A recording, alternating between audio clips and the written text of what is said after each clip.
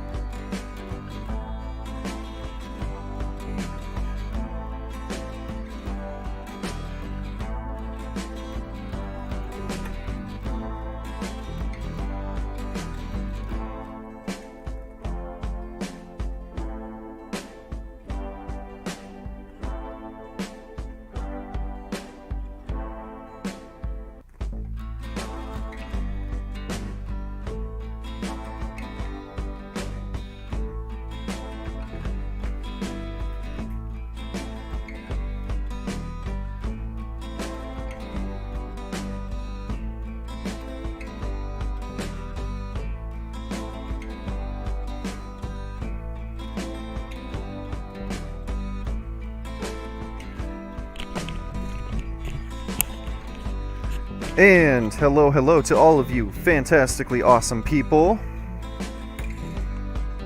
Well, let's have some fun, huh? How's everybody doing today? Are y'all having a good day? I hope so. Life's too short to have a bad day. But it happens.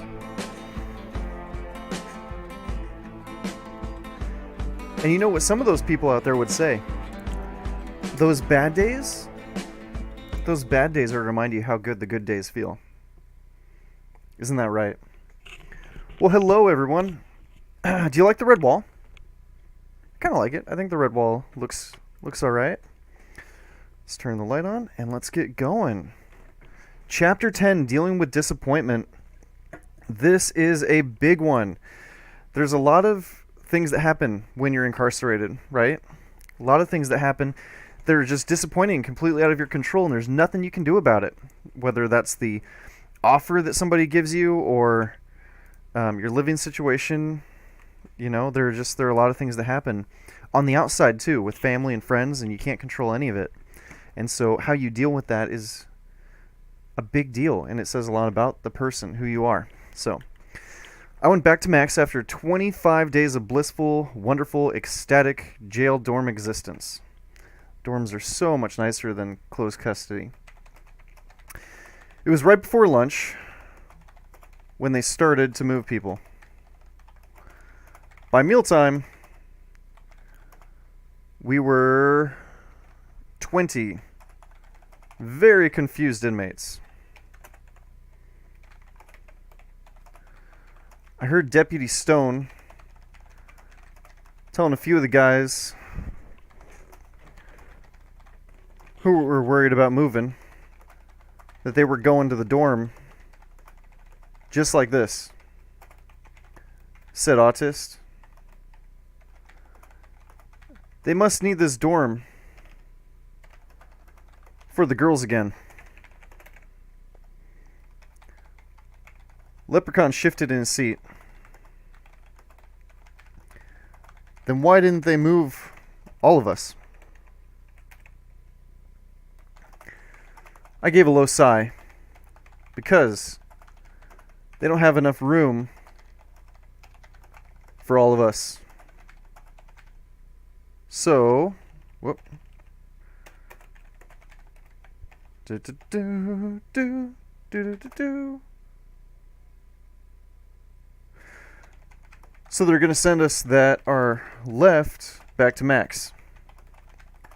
They chose us because we have the worst charges. No way. Leprechaun burst out. No way they're sending us back to closed custody. Not after we did everything right and proved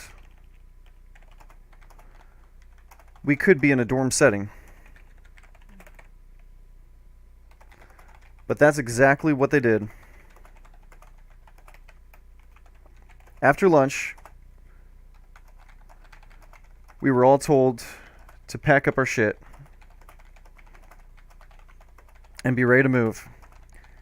In groups of 6, we were marched. We were marched back to maximum security, closed custody, hellhole.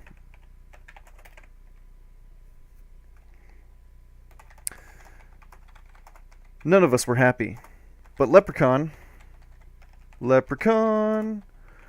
was especially pissed. This is fucking stupid. The sergeant escorting the group perked up at this. What's stupid? This. Moving us back when we've done nothing wrong. When we've done nothing wrong. Not a damn thing. Nothing wrong. The sergeant pulled out his chest. Nope, not pulled out, puffed out. I can read cursive, I swear. Especially since I'm the one writing it. You'd think I should be able to read it myself.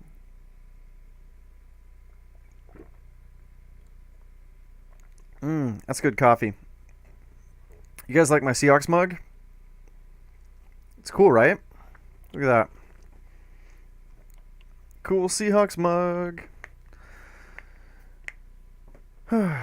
Sergeant puffed out his chest at that. The fuck you think this is? You think it's so terrible? I'll show you fucking terrible. I can move you somewhere you'll really suffer. Is that what you fucking want? Quit bitching. This entire thing was yelled loud as can be.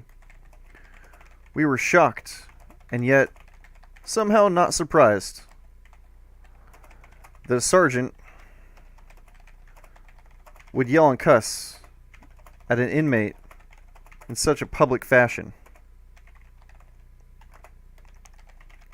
Leprechaun would later file a grievance about the sergeant's conduct. Of course, our testimonies weren't taken seriously, and none of the deputies said the sergeant did anything wrong. As an inmate, we quickly learned not to expect much from internal investigations dealing with correctional staff.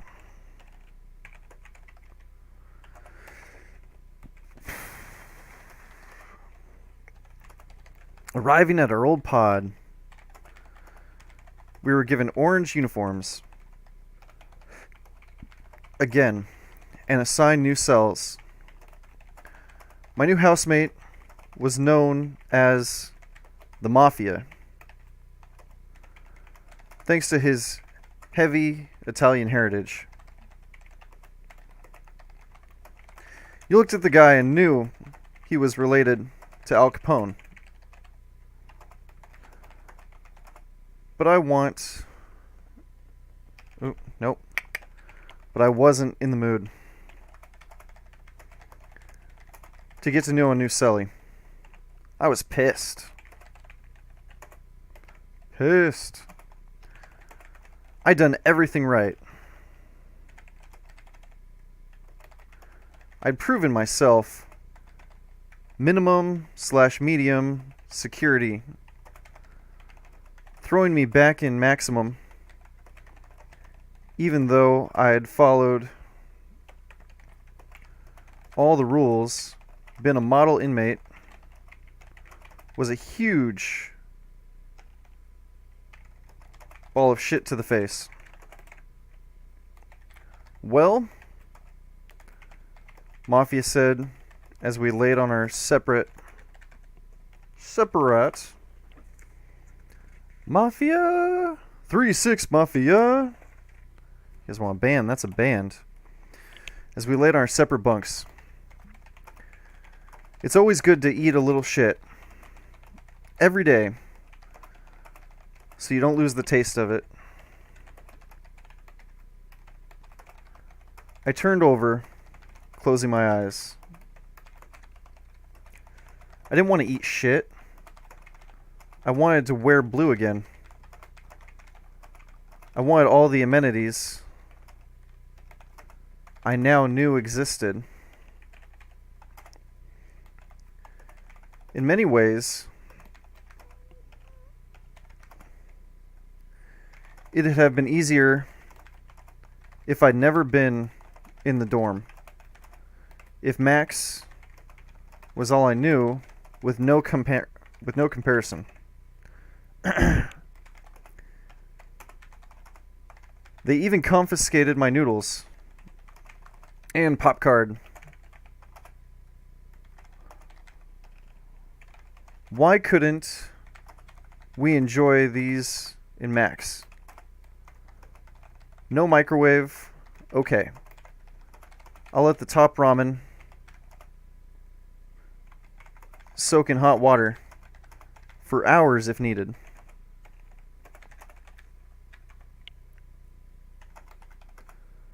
My pod, my life, didn't have to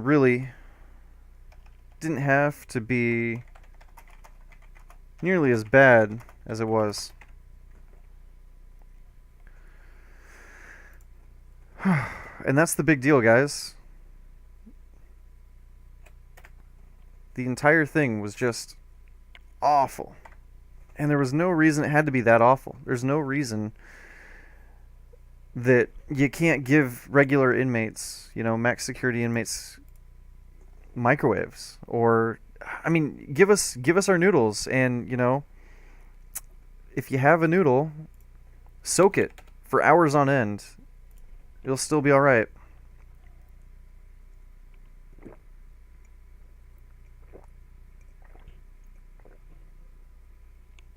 That is good coffee with just a smidge of Kahlua.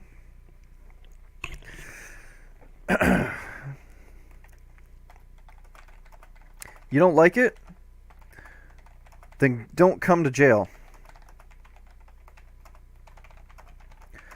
That's what a CO said to me when I tried to explain why temperature checks should be done at an earlier time. This would be reiterated by several deputies at different times. They seem to think we all chose to come to jail. And maybe, if it was terrible enough, we wouldn't come back. This, of course, is a huge fallacy. Huge fallacy. Jail is bad enough without anyone making it worse. Not being around family and friends is bad enough. Mess was bad enough. Bad enough. Missing my daughter's birthday is bad enough. Missing Christmas, Thanksgiving, the birth of my nephew is bad enough. Jail could be a college dorm room with pizza in the oven, and I'd still long for my freedom.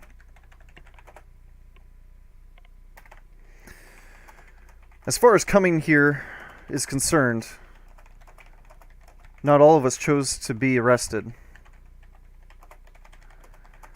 There is such a thing as being in the wrong place at the wrong time, or in many cases, trusted the wrong person. But regardless, most of us aren't convicts. We haven't been convicted of any crime. We're simply awaiting our chance, our right to defend ourselves and clear our names. A fact the COs seems not to be aware of. I'm not saying there aren't pieces of shit in Max. There are. Druggies, thieves, and abusers who keep leaving and returning to incarceration. But that is no way... Hang on. That is in no way... There we go. But that is in no way excuses, but that in no way excuses, there we go. But that in no way excuses the deputies' behavior, or means they should treat all inmates the same. Because you definitely shouldn't. There are definitely pieces of shit inmates, and there are inmates who are fine, and there are also murderers who are really nice guys. And then you're like, did they do it? And then you find out, yeah, they pretty much did. But they're still nice guys. And they're going away for the rest of their lives. Do you really have to be rude to them? They're already feeling like absolute shit, and they're already being punished so severely. You don't need to add on to that punishment. Just leave them alone. Our situation is shitty enough without shitty treatment from the COs. Speaking of shit, our situation in Max turned a lot shittier thanks to COVID. What was once 4 cells out at a time for 3 hours was now 3 cells only out for 2 hours. Losing that extra hour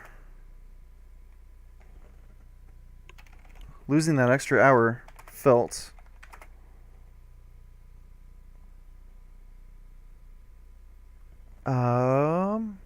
where was I?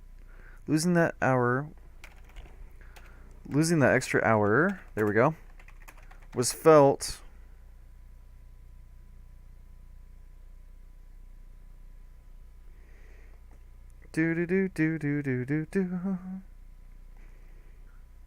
losing that extra hour.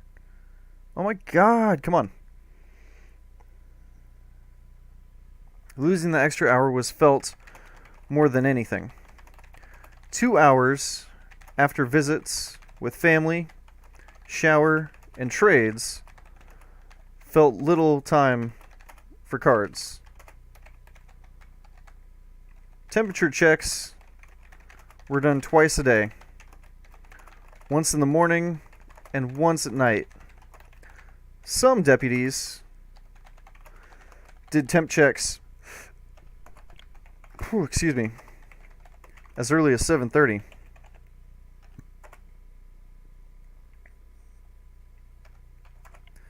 (8:15) in the morning and 11:15 and 11:15 at night. If there was one thing we didn't need, it was another interruption to our sleep. Little to no REM sleep was starting to get to me. And that's the other thing, right? In the dorms, you got so much extra sleep. Especially after I got used to sleeping for, let's see, 10, 11, 12, 1, 2, 3, 4, 5. Especially after I got used to sleeping for 7 interrupted hours in the dorm.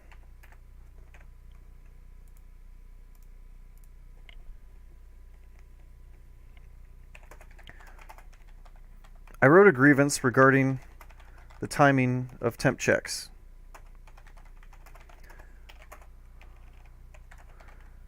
The response I got back ignored what I said and told me that temp checks were required. Grievance responses rarely address the actual issue and never seemed to lead to any real resolution. COVID would continue to affect our lives through continued court date suspensions, no kitchen staff, leading to plain sack meals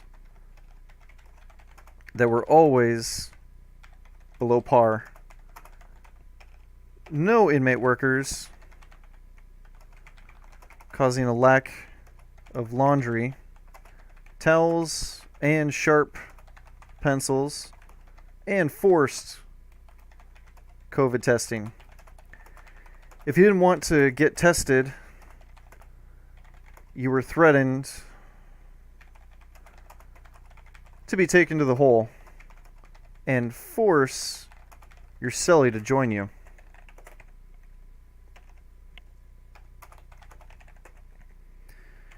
If they couldn't get what they wanted by sending you to the hole, they threatened your cellie. Threatened your cellie because you might have infected them with COVID too.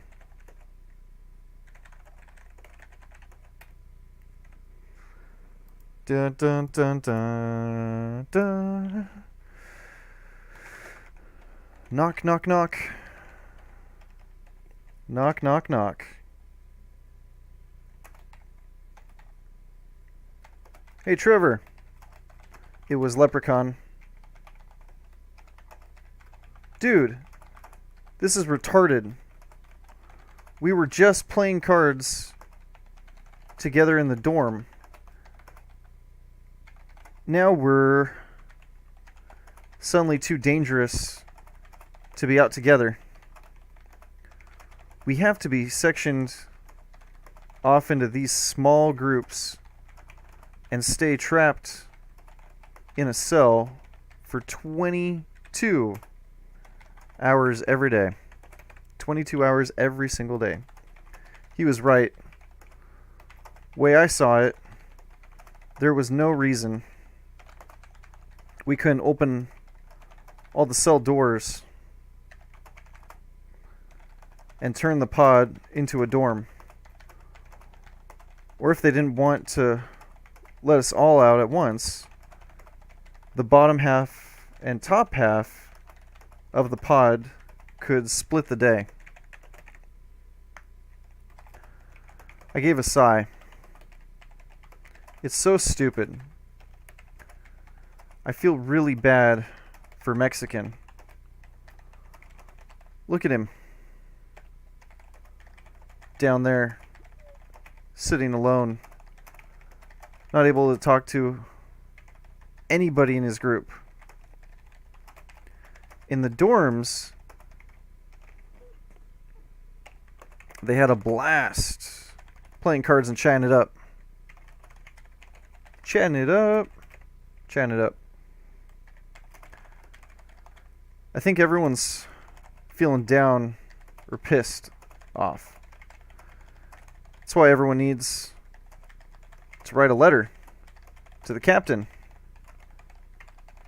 explaining why we deserve more freedom and have proven we deserve that freedom.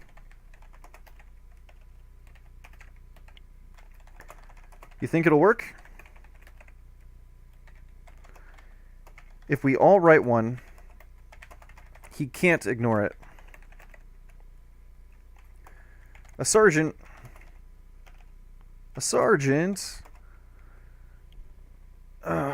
later came and told us the captain received our letters, discussed them, and ultimately decided to ignore them. Wah, wah. But that's the problem, right? There's no incentive. What do they care if we don't like what's happening? What do they care if we don't enjoy what's going on? There are no ramifications for them treating inmates terribly. And inmates are too smart, the idea of going on a hunger strike sounds like it might be useful, but if you actually go on a hunger strike, you end up in the hole. They punish any act of disobedience with ending up in the hole. Or even worse, suicide watch, because if you don't eat, then clearly you're trying to hurt yourself and you need to go to suicide watch. And suicide watch is like the worst thing ever. Yeah, it's a lot. Gramps and a couple of the other murderers we'd left behind were excited to see me. Seeing that I wasn't too happy about being back, a few tried to cheer me up with friendly talk, cards, and keeping me occupied. I even got a mayo as a welcome back present. Jail is terrible, but a few friends can really brighten the dark days. All of us back in Max seem to be feeling down and depressed. This wasn't anything new. Everyone in jail ends up dealing with disappointment at one time or another.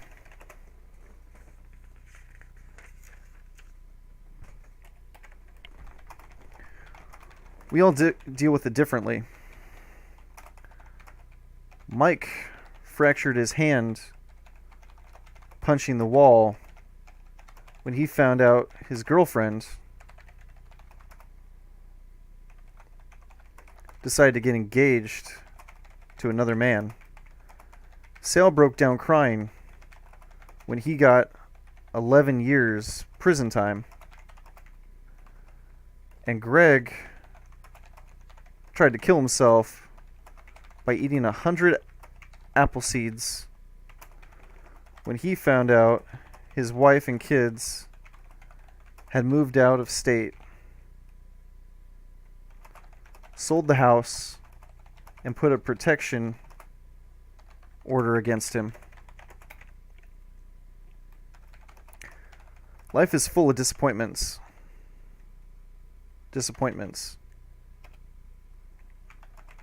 And jail is full of disappointed people. Panda was at my door discussing our feelings. I was kind of enjoying playing. There we go. I was kind of enjoying playing psychoanalysis. I think the way you're feeling, the way we're all feeling right now, is completely natural. We all got used to certain freedoms.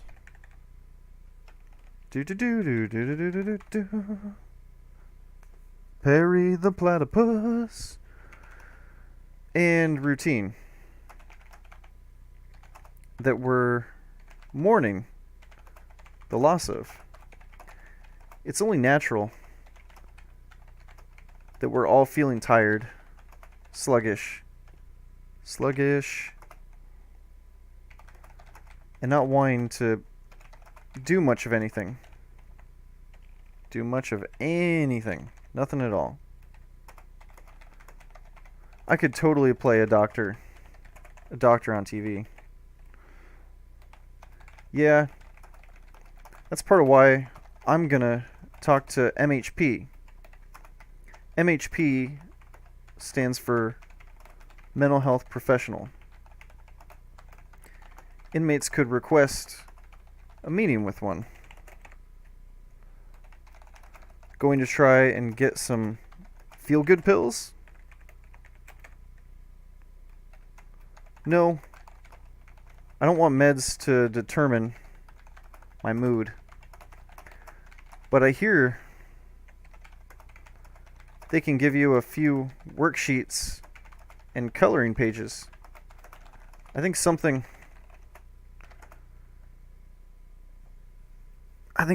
to color might be nice. Calming, you know? I did know. Something to keep your mind and hands occupied. That was different from the same old reading. For me, that was Sudoku.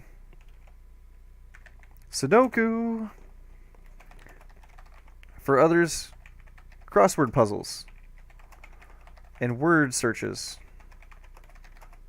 For Panda, it was coloring. I thought if this worked, I might meet with mental health. 2. Getting some puzzle pages sounded good. And it might be nice to talk with someone about what was going on in my life. Panda met with a woman from MHP the next morning in the cold little meeting room. He was in the room for about 10 minutes. 2 minutes after the meeting, COs came in and hauled Panda out of the pod. We knew it was serious when deputies came back and took all his stuff. 4 days later, Panda returned and told us his horror story.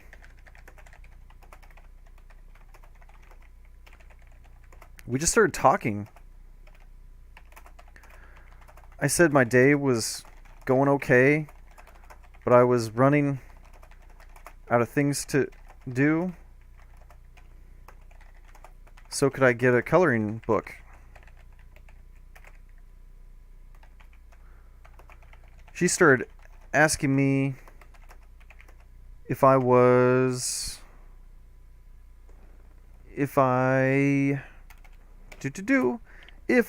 ever felt depressed. I said no. Was I suicidal? No. Never even thought about suicide? No. Don't have any idea how you might try and kill yourself? Nope. I don't want to hurt myself. But if I did, you'd know how? Well,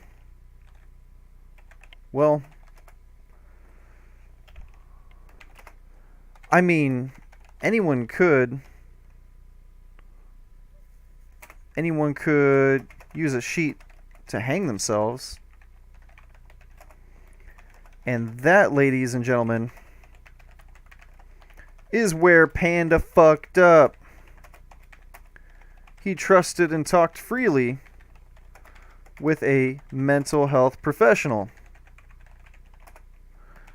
Now he's gonna get his butthole examined instead of getting a coloring book. And that's exactly what happened.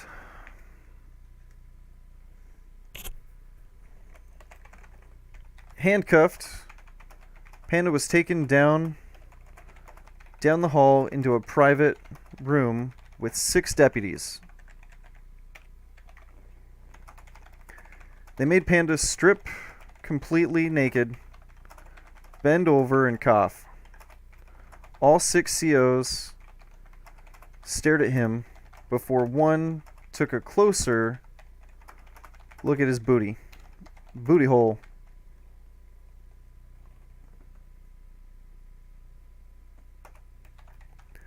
I'll spare you the gruesome details.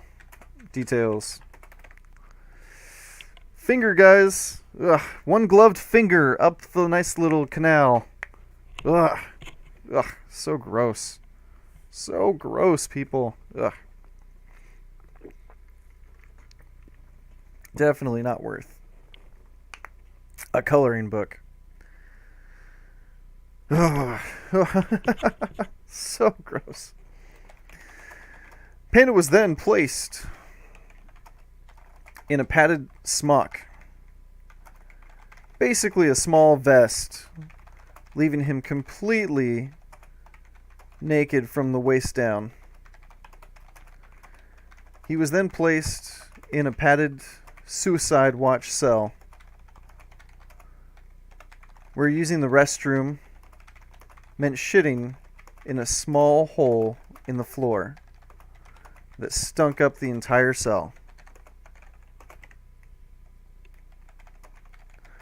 With deputies coming to check on him every 15 minutes, Panda was incredibly embarrassed of his exposed cock, balls, and ass for all to see. With nothing to do, no pages to color, not even a book to read, Panda passed the days singing to himself and slowly feeling like he was going insane. If he didn't want to kill himself before, he sure did now. That first night was especially hard on Panda. That jolly short and wide man, always quick with a joke or a good-natured smile whenever I needed it, was hurting. He laid down on the padded floor and wept himself to sleep.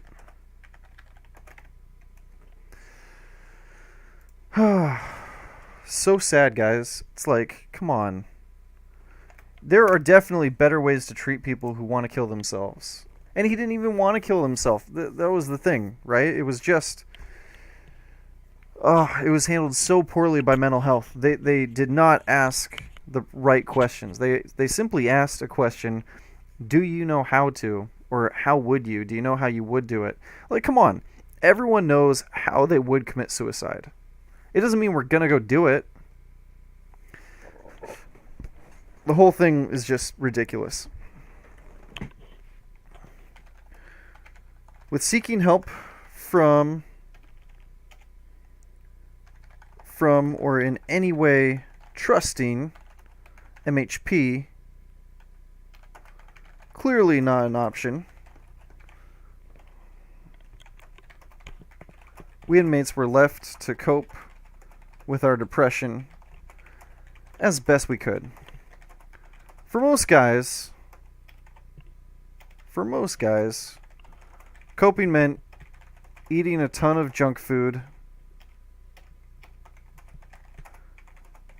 and masturbating in copious amounts to whatever porn they could get their hands on. Several guys also took out their depression on others, channeling their feelings into violence. Others still took a lot of drugs and slept all day long. Eating for comfort and making love to myself, a healthy amount of times every day, still helped me, but it didn't feel like enough. After 10 months in jail, I could definitely say I was well read. I'd finished over 100 books with no end in sight. Yet I felt like my time in jail was mostly a waste. What I needed was to feel useful, to have a purpose. I needed to focus on a goal. Thinking about this made me second guess making fun of all the wannabe rappers, there's so many rappers in jail, it's not even funny. So many wannabe rappers, all the wannabe rappers, poets, and practice their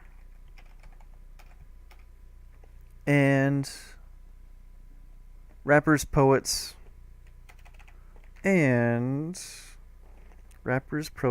and artists. They were doing things to further and practice their artistic or musical abilities. Even if those abilities were completely non-existent. Completely non-existent.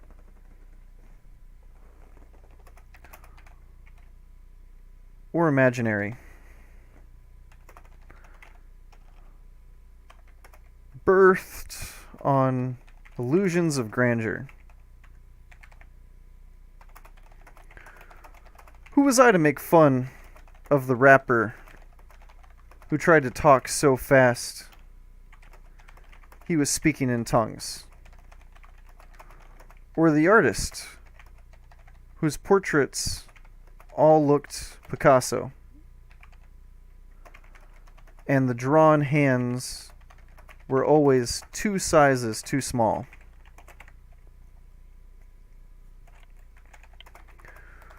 Who was I to tell the singers not to quit their day job just 'cause they can't carry a tune in a bucket? Or ask the artist if they got the picture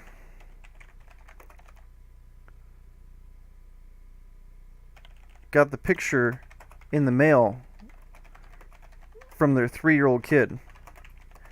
At least they were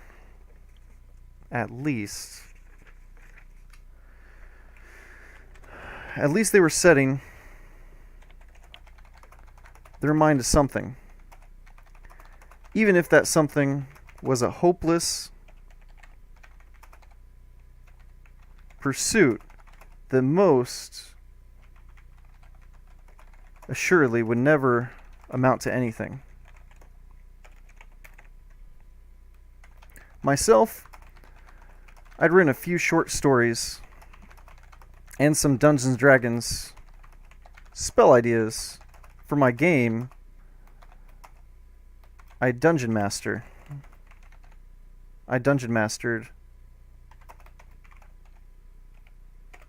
Hashtag super nerd. But I hadn't made a real goal of writing. This was a big turning point, guys. This was a big turning point for me, starting to actually write all the time. It made a difference. So, here's where things got interesting. I decided then and there I'd focus on my energy in jail on writing. I started by creating a tabletop RPG game manual. The creative process, as I've come to understand it, is a series of emotional ups and downs, full of doubt and self-deprecation. The creative process. Step 1. This is a great idea.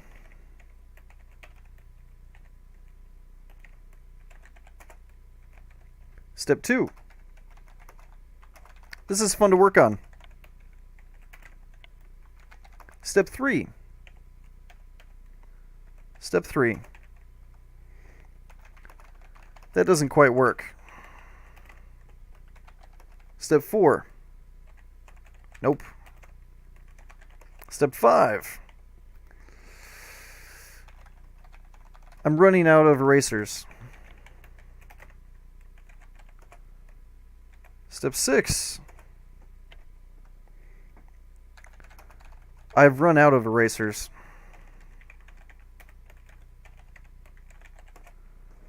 Step 7. I'm running out of paper to throw away. Step 8. I've run out of paper to throw away. Step 9. I've sold my next 2 meals to Bubba for more erasers and paper. Step 10. Step number 10. I'm now a starving artist. Step 11. This sucks. Step 12. I suck.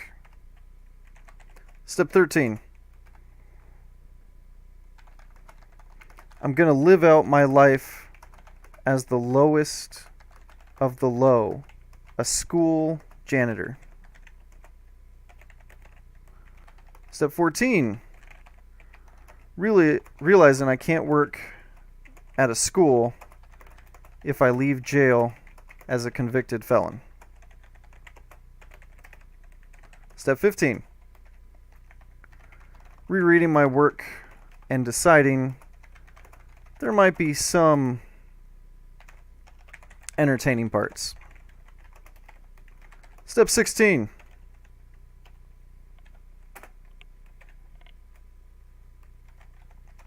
Returning to step 1.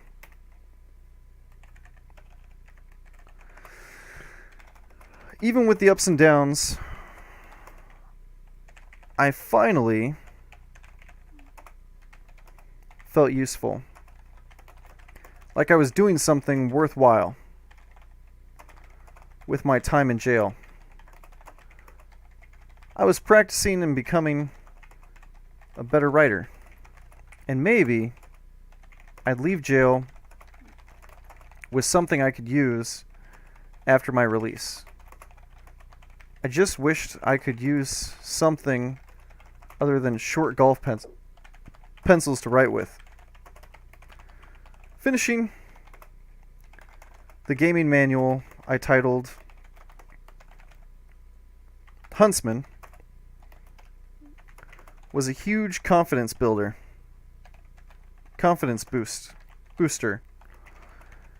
and led to my writing a dozen short stories, over 100 fantasy stories, and 2 memoirs, including this one. Everyone needs something to look forward to or something to do to feel useful. Considering myself and my time valuable again did a lot to keep depression at bay.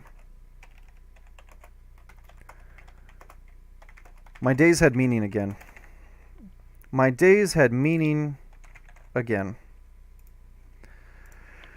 And I think that's a big deal because everyone needs meaning, right? You need to have a meaningful experience or something that is meaningful in general.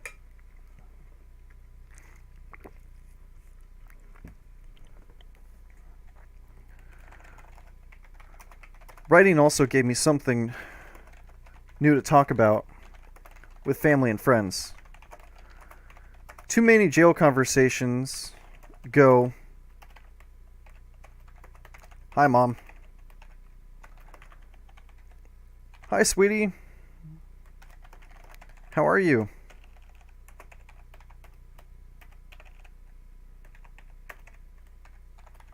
"I'm all right." "How is it in there?"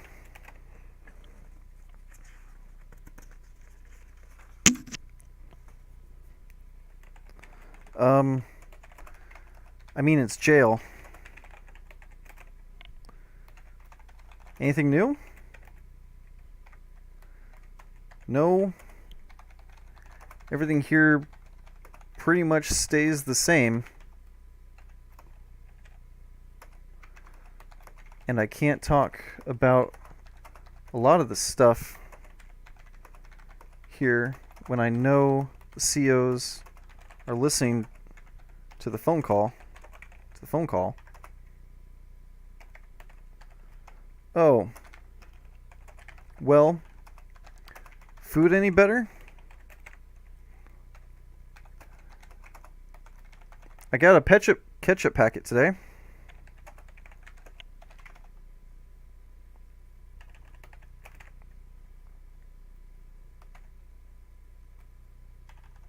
"Okay. Bye." Click. "Mom?"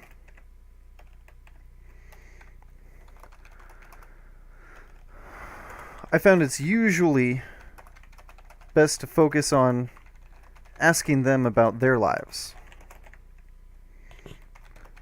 But writing gave me something to talk about. I started mailing them my stories to read. And we could talk about it. I was also able to ask for their support by sending me books on writing. The people who cared about me seemed happy that they could do things to make my time in Max better, and were excited to know I was making the most of my days. We both got a lot more out of our video visits.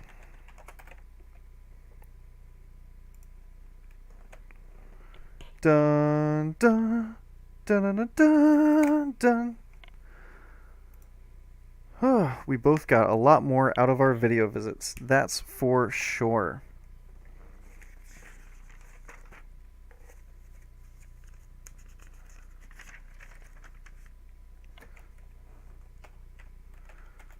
My squirrel, don't lie to me. Where did you hide that nut?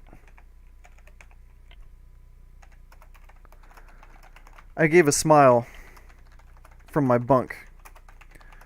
Mafia had been coming up with his own versions of popular songs all week. A few were actually pretty good. Rape City, bitch. Rape City, bitch.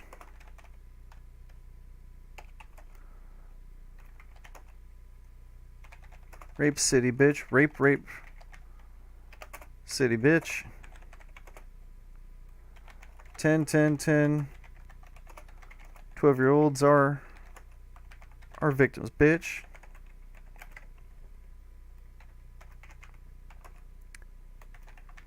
Dude, that's terrible.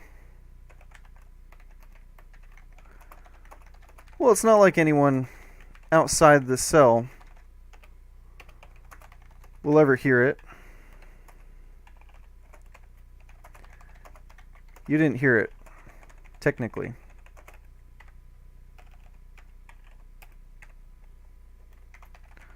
Knock, knock, knock. Knock, knock, knock, knock. Knock, knock. Knock.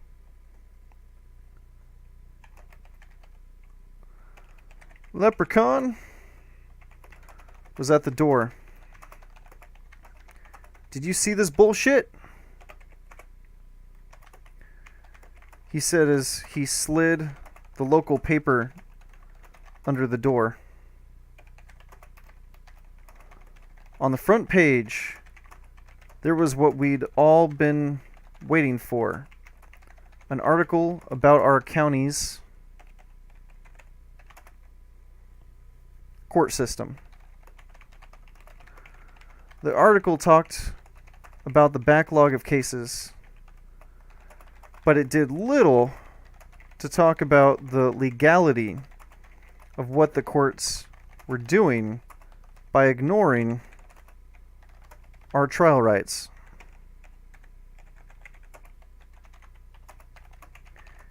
It also didn't talk about the COVID outbreak going on at jail, or how inmates' lives have been made so much worse thanks to the virus. Whoa. They're missing a few things. Of course they are. Leprechaun raged. Leprechaun raged.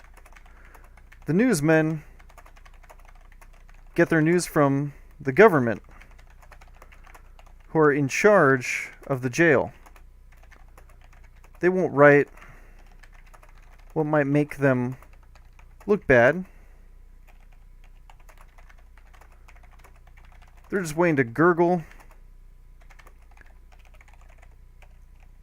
Gurgle the county's come.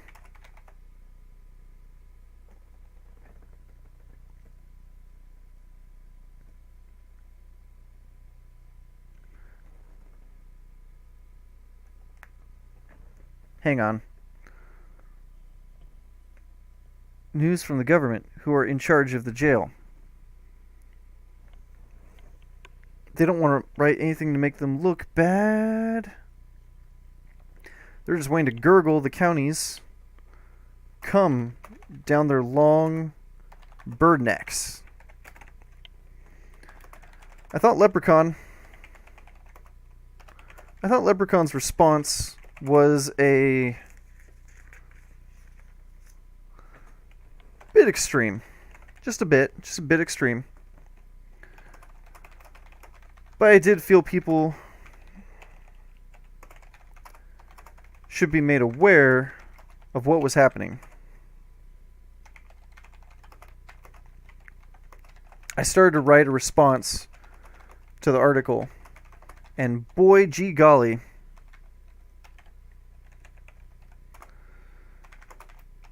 did it feel good. I had become an activist. An activist! Informing the public of injustices within the justice system and local jail, hidden from everyday citizens. Scudding? Citizen scrutiny. Scrutiny! That's the word. Scrutiny.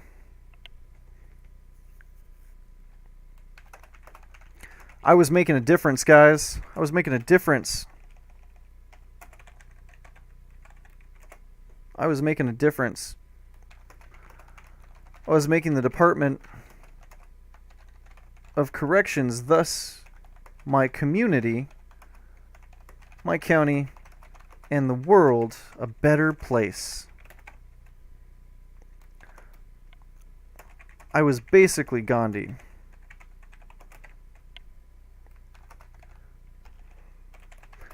The local paper wrote me a nice email saying they'd send my information to the proper editor. Nothing ever came of it,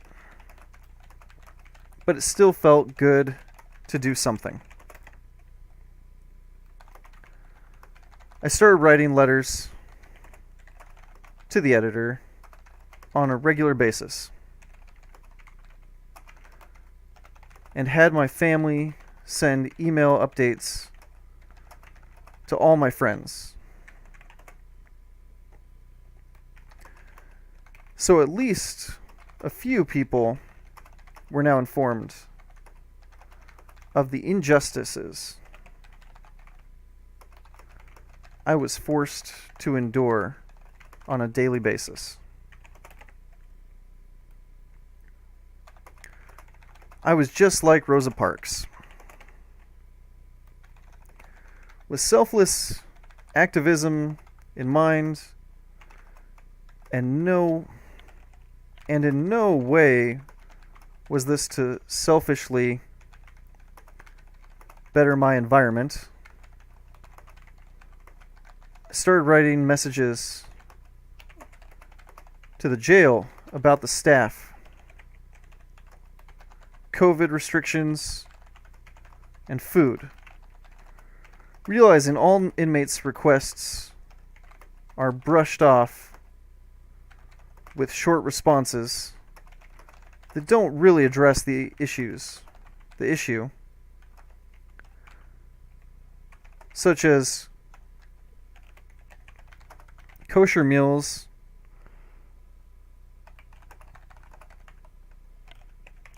kosher meals have been planned for the foreseeable future.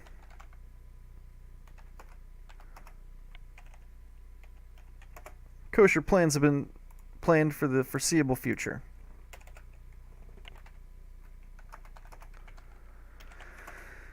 I started having family call into the facility, and when appropriate, the health department. I was a new Attila the Hun. A few of my concerns, such as food being served cold, were eventually addressed. Unfortunately, there was no way of knowing if my messages caused the change or if it happened on its own. I like to think what I did might be making things better. Just the possibility of what I did making a difference felt good. And it did. It really did feel good, guys. Let me tell you.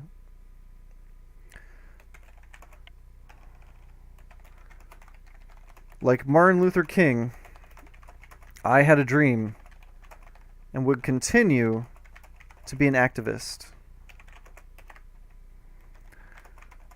Like an avalanche, my actions inspired other inmates to do the same. I was leading a revolution. I was a hero, just like Kim Jong-un. Kim Jong-un. I hope that comes off as funny. I want it to. I think it does. I hope it comes off as funny. I'm going to take a quick break real quick. I got to fill up my water, and but I will be right back, guys.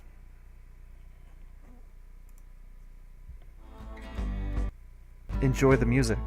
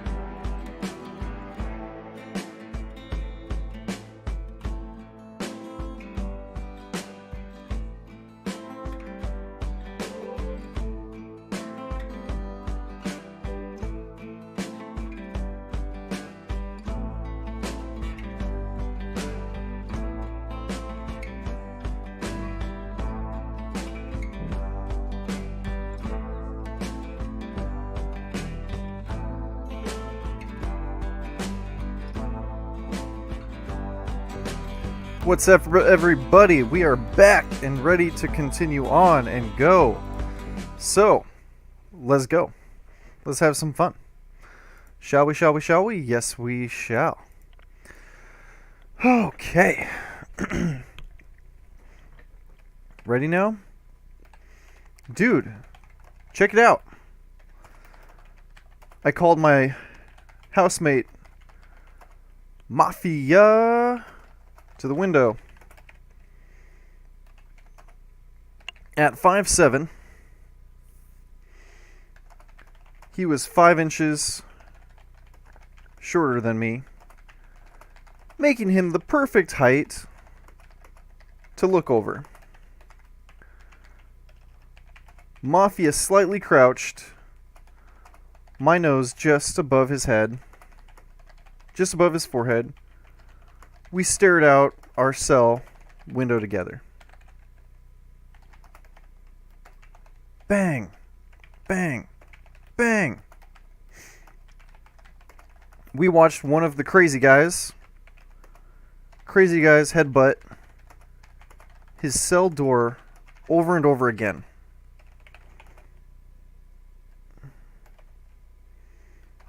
Bang, bang, bang. Bang, bang, bang.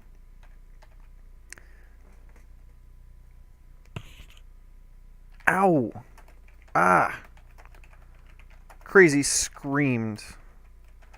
That last bang was accompanied by a splatter of blood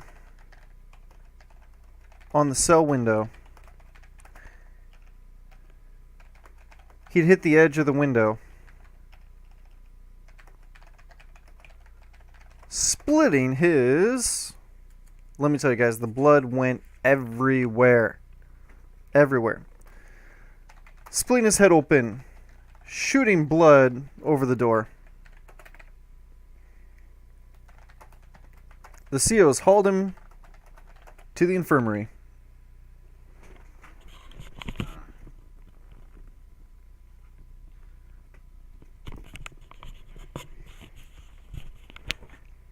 To the infirmary.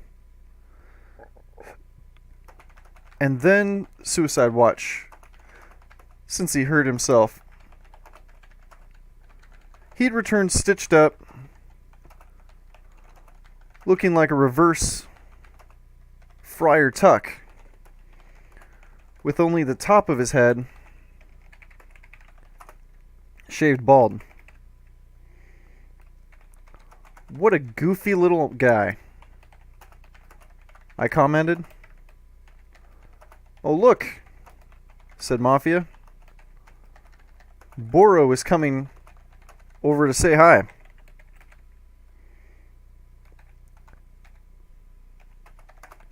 No, he's not.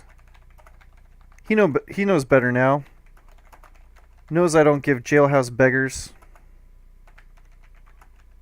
free stuff. He probably wants to thank you. Thank you for the juice. I didn't give him any juice. Mafia turned to me with a big shit-eating grin. You sure about that, bud? You sure about that, bud? You didn't. Hey, Trevor, Bro said through the door. Thanks for the juices. That was really cool. That was really cool of you.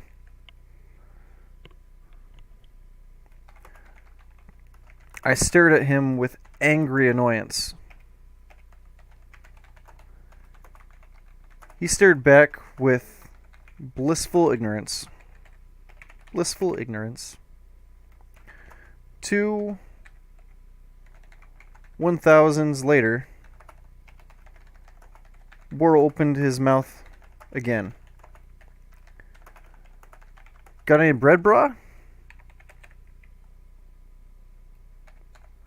I am no one's bra. And I turned away to my desk. Burrow left, leaving Mafia laughing up a storm. Oh, that was so worth the juice.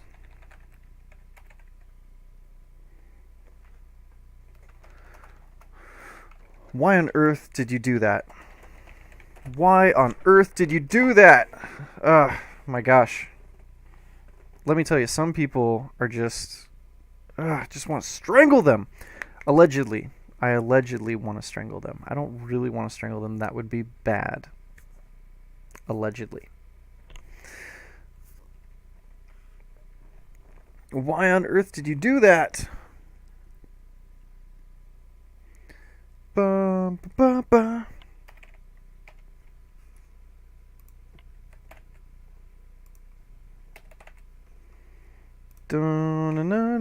Why on earth would you do that?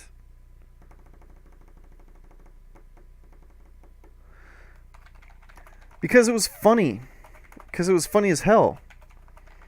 In his squeaky little voice. Hey Trevor. That was pretty cool of you, bruh.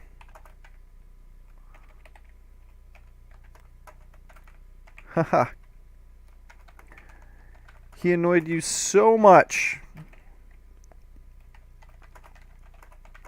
Of course he annoys me. He's ugly with a squeaky voice on top of being a brain-fried druggie.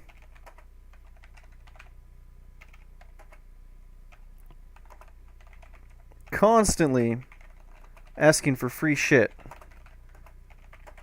He's everything I despise.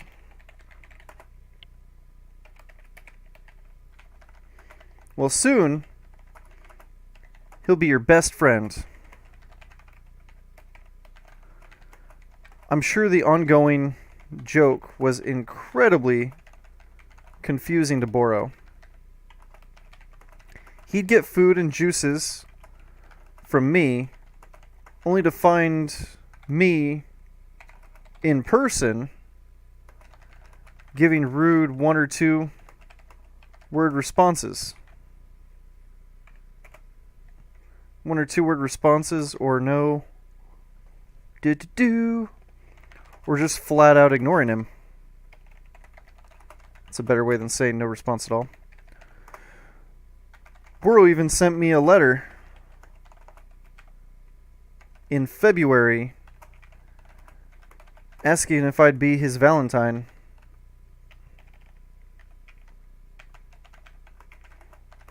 And if I had any kibbles for him. Ugh.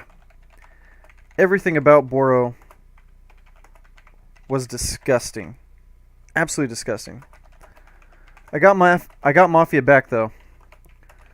A few words here and there. Soon everyone thought his friend he video visited with was his homosexual lover. I don't think he ever found out I started that rumor. Such antics became commonplace. But aside from our pranks, we were able to talk, play games, and become real friends. He would also be my longest housemate, spending... Oh my gosh, how much time did we actually spend together? September,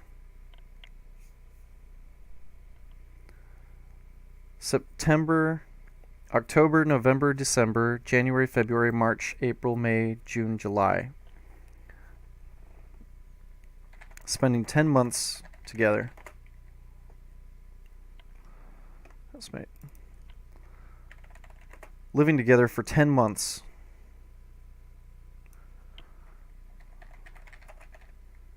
For 10 months.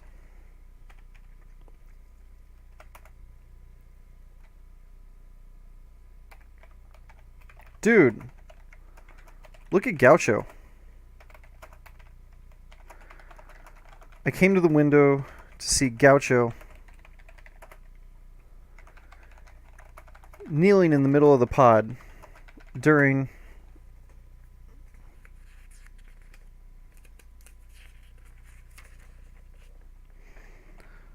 oh my gosh, I remember this. During the national anthem before the TV's football game. Oh my gosh. I said slowly.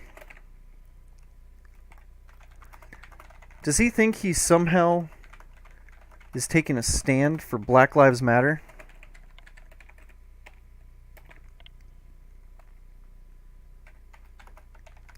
He looks retarded. Everyone's staring at him. He knows he's not Colin Kaepernick, right?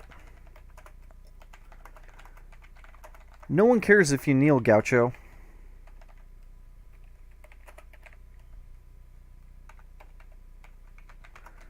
Mafia gave a chuckle. You know they say Black Lives Matter, but Michael Jackson says it doesn't matter if you're black or white.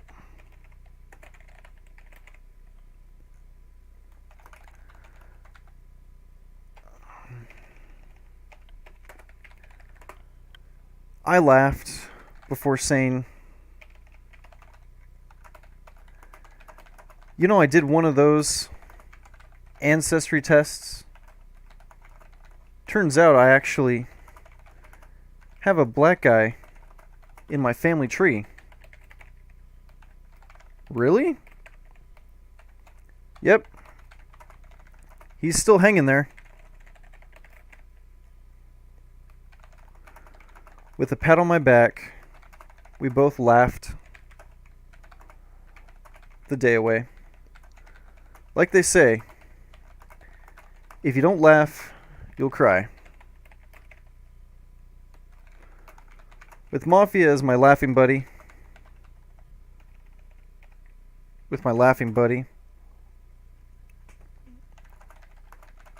on top of everything else, dealing with disappointment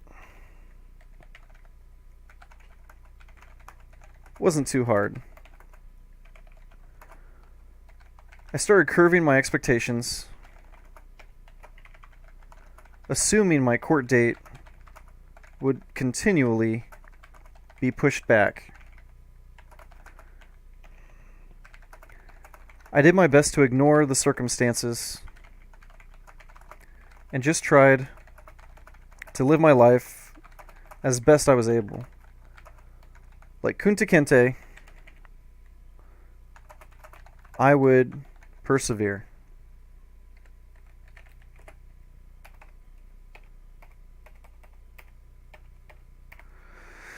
I would persevere. Let me tell you.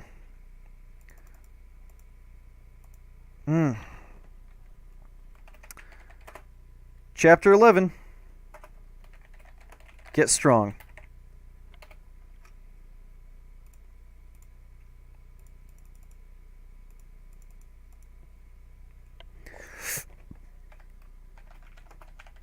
Fat people are disgusting.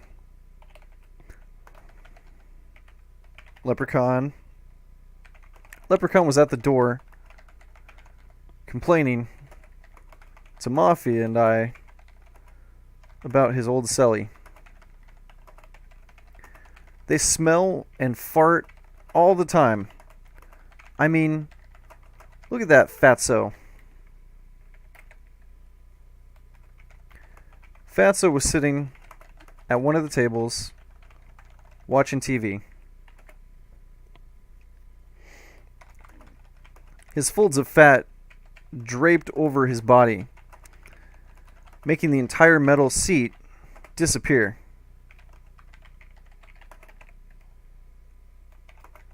I laughed.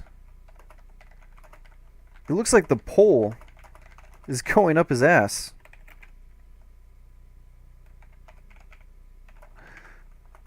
Haha, damn it, it does.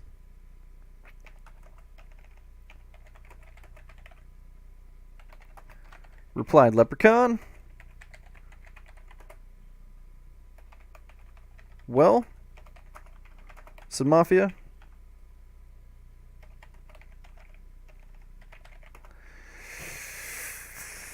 That's what 400 plus pounds looks like.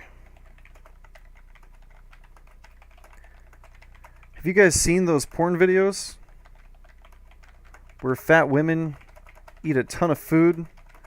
The guys buy them?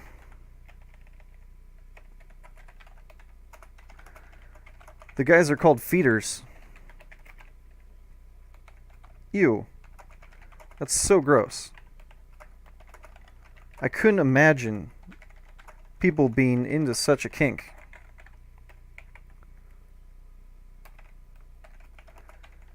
Fat people repulse me. Leprechaun chimed. I don't understand why they always smell like that. Do they all forget to clean under their neck fat? Ugh. That's so gross. Oh my gosh, it's probably genetic for him, Mafia said. His mom's probably fat too. I took my cue. Yeah, when she falls down...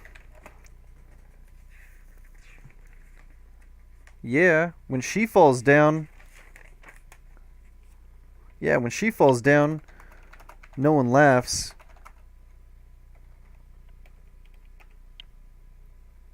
But the ground cracks up. No one laughs, but the ground cracks up. I got a few chuckles before Mafia came back at me. You're one to talk. Point a thumb at me while speaking to the others. I saw this guy crush 2 Swiss rolls between 2 honey buns and eat the entire thing in one sitting. That's true. I did do that, and it was delicious, and I would do it again in a heartbeat. That's just the kind of guy I am. Sorry. Not much I can do about it.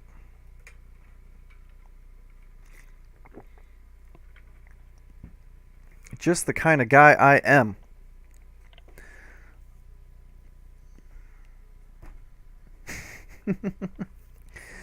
Oh my gosh. It was so good, though. It was so good.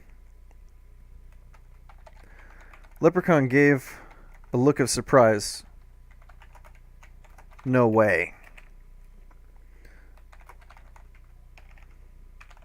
I remained silent during their exchange, knowing there was no defense for the things I'd done.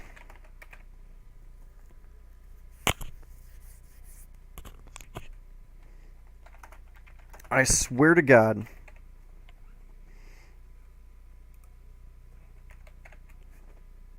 I swear to God. That's like 2,000 calories.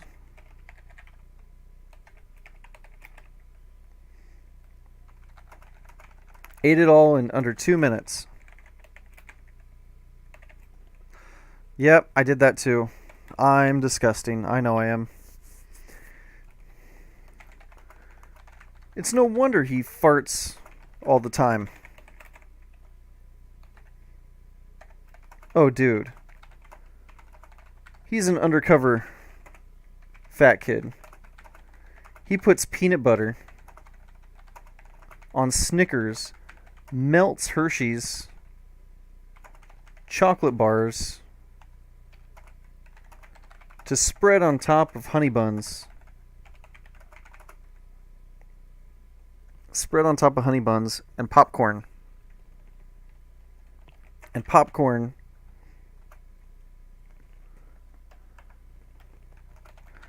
I've even seen him crush up Swiss rolls and mix them up into his popcorn. I did that too. I've done all this. He eats at least a bag a day.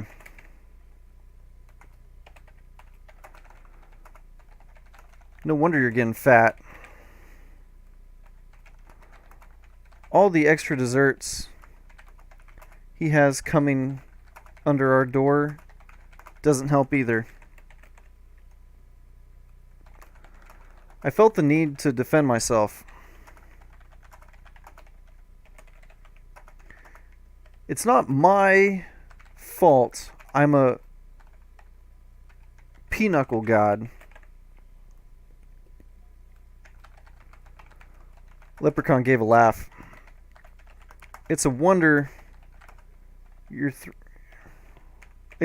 not 300 pounds. He's on his way, Mafia threw in. With no good response available to me, I replied lamely, "You guys are just jealous of my Greek god-like bod and my chiseled chin." I stuck my practiced head angled, chin up, hands on hips, chiseled chin pose. The chiseled chin pose. Oh, the laughter I heard. Leprechaun was the first to recover. You really think you're God's gift to humanity, don't you?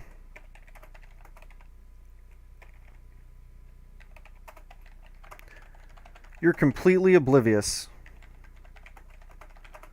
to how you really look, or that you have a fat double chin right now. Look in the mirror. Look in the mirror. This is one of those moments, guys, where it's like, ignorance really is bliss. I don't want to look in the mirror, but I did. Later that night, as my Sully slumbered, I stood in front of the mirror, assessing myself, moving my chin every which way. Every which way. I didn't like what I saw. I had a fat neck. I had a double chin. I had a fat face. I removed my extra large shirt.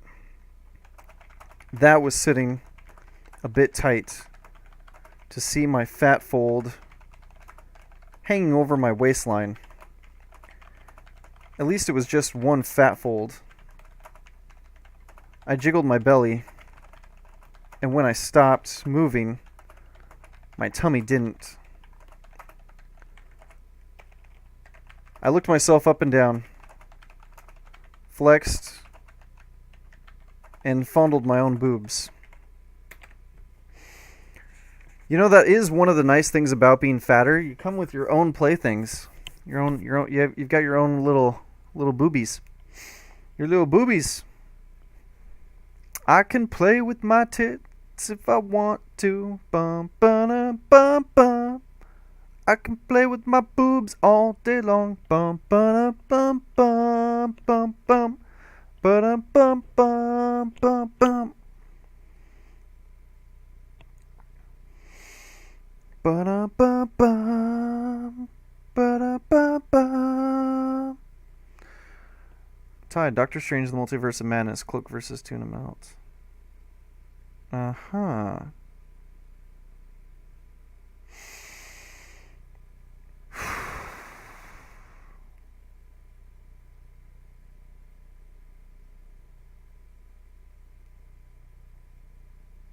Ba-da-ba-ba. Ba-na-na-na. Dun dun dun dun dun dun dun dun dun dun.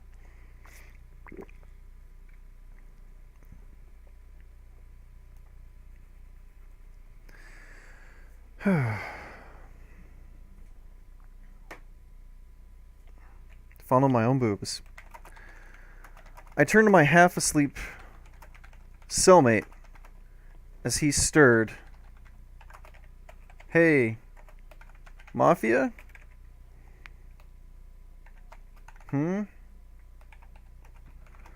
Was the half-drowsy sound I got back. Mafia? Harumph. Am I fat? Trevor, we were just teasing you. You don't need to be so self-conscious. You aren't fat. I turned back to the mirror, feeling a bit better before Mafia finished his thoughts, adding, "You're pleasantly plump." Well, that was that. It was time to get back to get back in shape. That night, I laid on my bunk, planning my return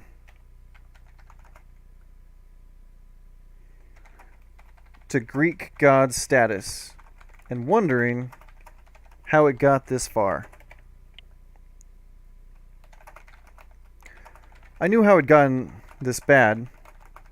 I had done almost no physical activity for over half a year.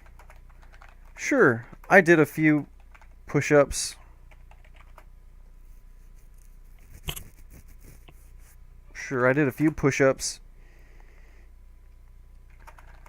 At the beginning, a few light workouts here and there, but not consistently.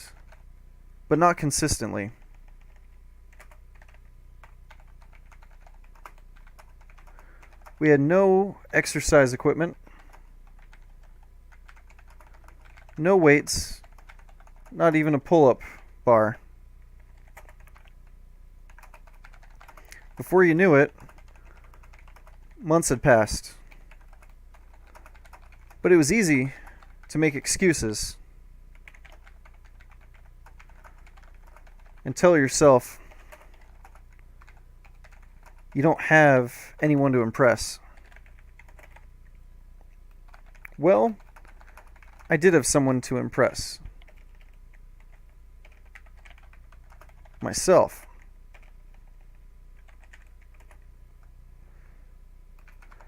And all the other inmates, COs, family, and friends I saw on video visits. Plus, I'd have to eventually stand before a jury. If that jury was sexually attracted to me, then there's no way I'd be found guilty. It was clear that I had to lose the fat. How do you lose fat? You burn it off. That meant cardio. The problem was how to get it. It was clear that I had to lose the fat. Oh, nope. I already did that sentence, or that paragraph.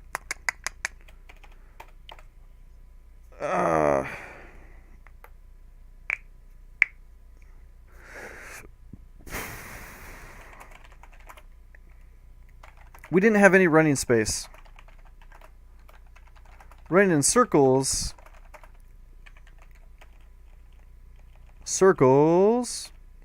Running in circles in the 20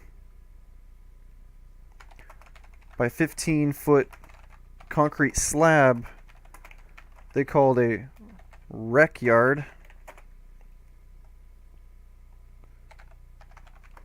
proved to be ineffective and dizzying. Besides, I had other things to do with my few hours out. I know a few inmates who walked miles in their cells for exercise. From the bunk to the door was about 7 feet of walking room. I mean, you only had to pace back and forth 754 times, plus 2 feet to have walked a mile. While great to get up, move the joints, and get the blood pumping, pacing was hardly the cardio I needed to burn my jelly rolls. Walking a mile only burns about 100 calories. When you consider the diet we were fed was 2,600 calories a day before commissary,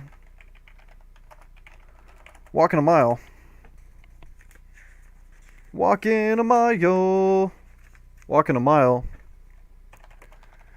did little to curb the pod's growing cellulite. I tried running to the door and backpedaling back to the bunk.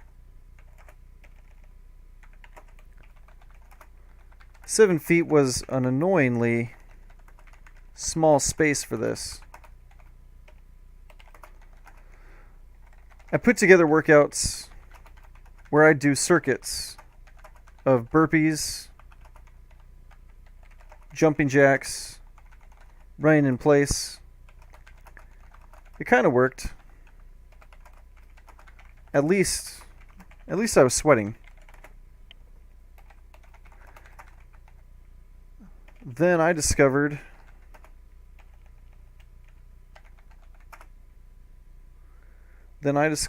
the cardio exercise that changed my detained life.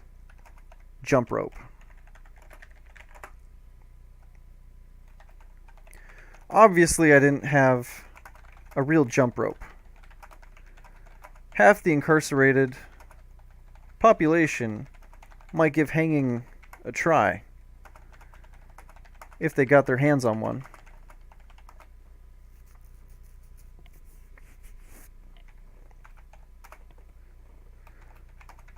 So I'd just pretend.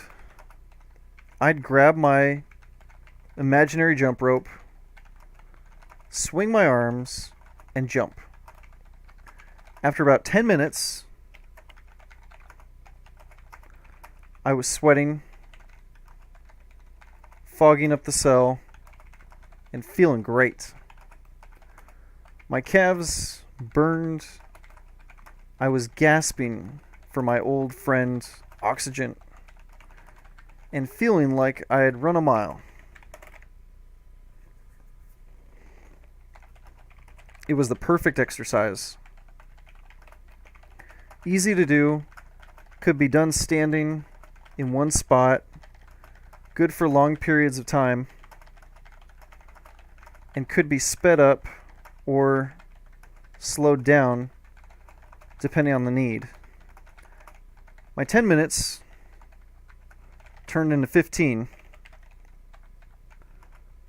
20, and I started to feel better about myself immediately.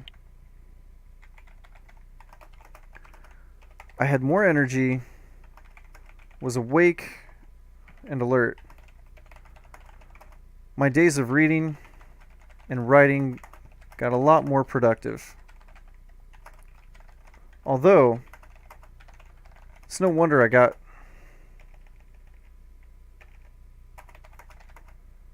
got so sluggish. Stuck in a box with nothing to do but read or sleep on your bunk for 22 hours a day would make anybody sloth-like. I started working out jumping rope like there was no tomorrow, every day, consistently. I always planned to exercise an hour before my timeout.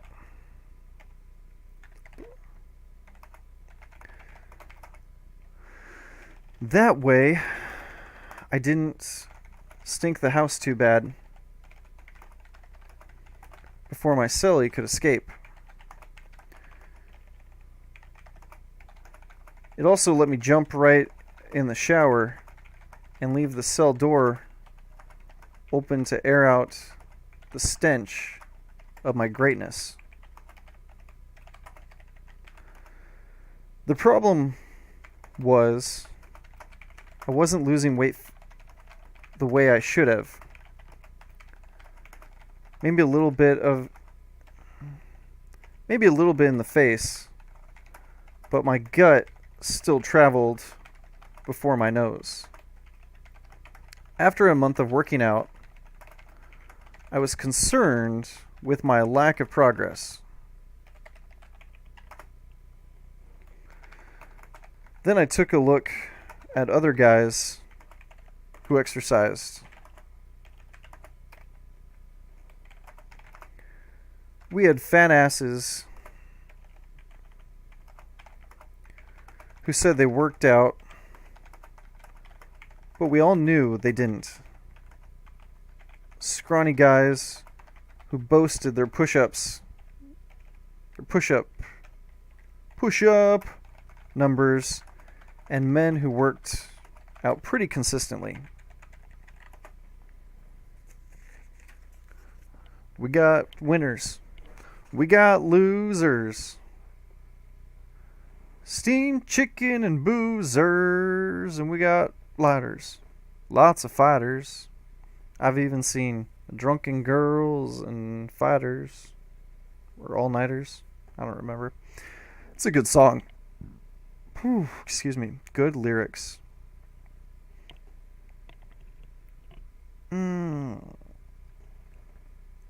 Just gotta take a second to stretch, guys.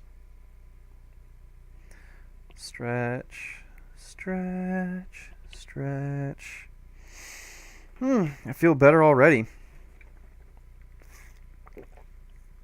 Haha.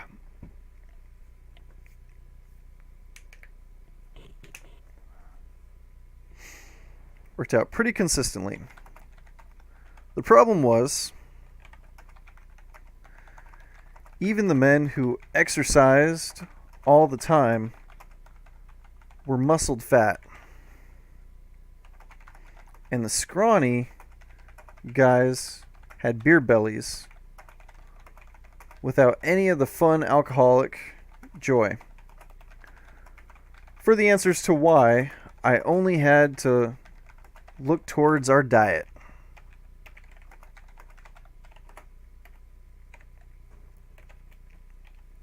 And here we're going to insert menu. Insert our menu. The problem was clear. The meals were all carbs. Every day we ate biscuits, rolls, and cakes or cookies. Even the main dishes were all pastas,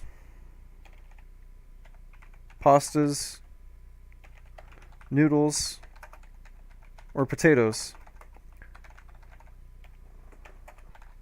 No wonder everyone got fat. Carbs turn into sugar in our body, and with no way to quickly metabolize it, the sugar is stored as fat. Boy, did people get fat over the months. I decided I wasn't going to be a fat lard. I set myself to getting healthy. I slowly started lowering my carb and calorie intake, trading away all the breads and desserts. It worked, but becoming Jewish really upped my fat loss. Unlike the normal diet, kosher meals have no variety. None at all. And we're talking every single one. Every breakfast is 2 hard-boiled eggs, 2 slices of bread,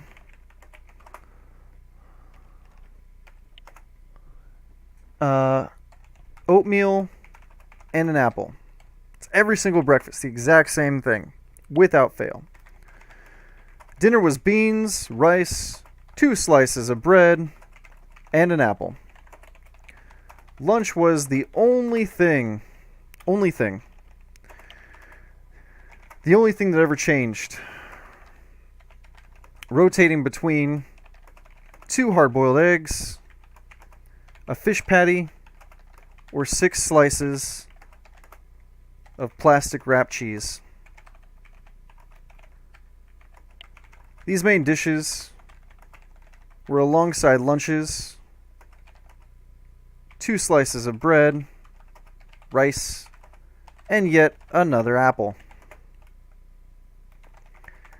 This is where the weight loss started. And once I started seeing results, I got addicted. I got addicted to losing fat. And to speed it up, I trade away my bread and rice, cutting out the carbs. Next was my oatmeal. That was a big ticket item for some inmates.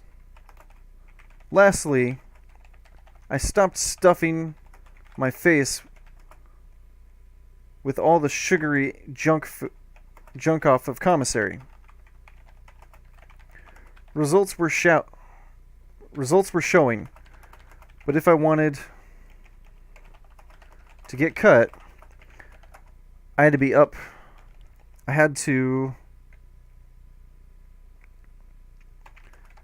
up my metabolism.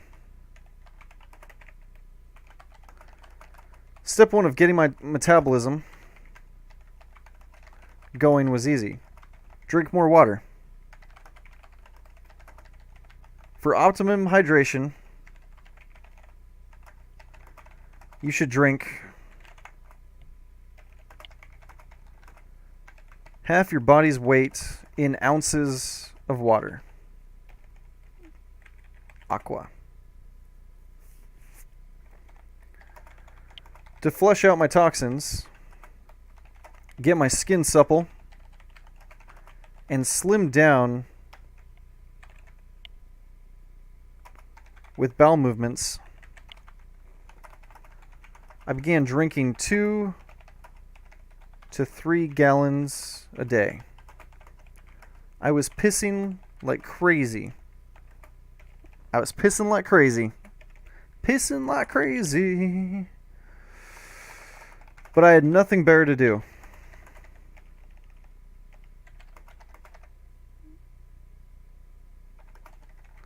Plus, the toilet was right next to the desk. Super convenient.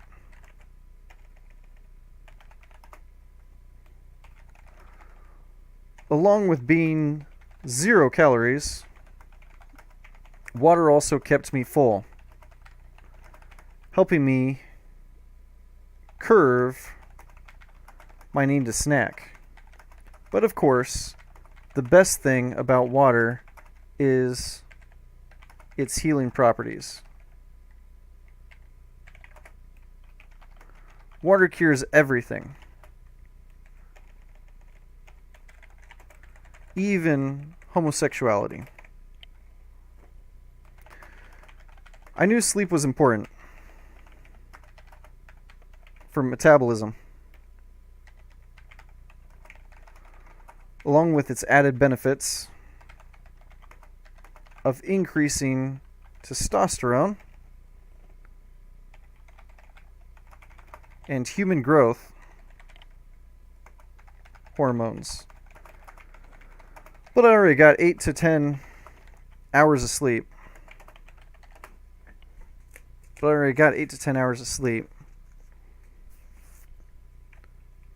A day. Nothing better to do. So it was good there. My last step towards acquisition of a towards my acquisition of a super metabolism was cardio.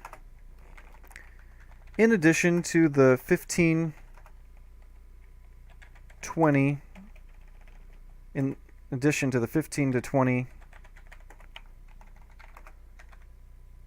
minutes of cardio a day, I did 2 minutes of cardio every hour for 8 to 10 hours a day. Getting my heart rate beating and blood flowing every hour went a long way towards coming out of max with a beach bod.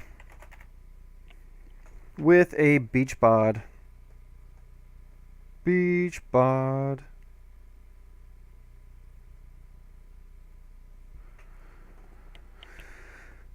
Whew.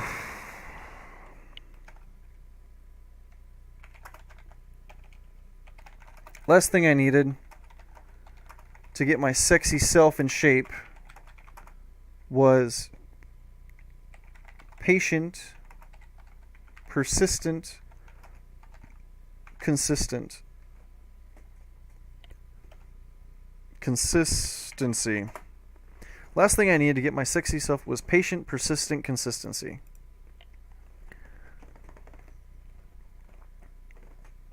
Patient, persistent consistency.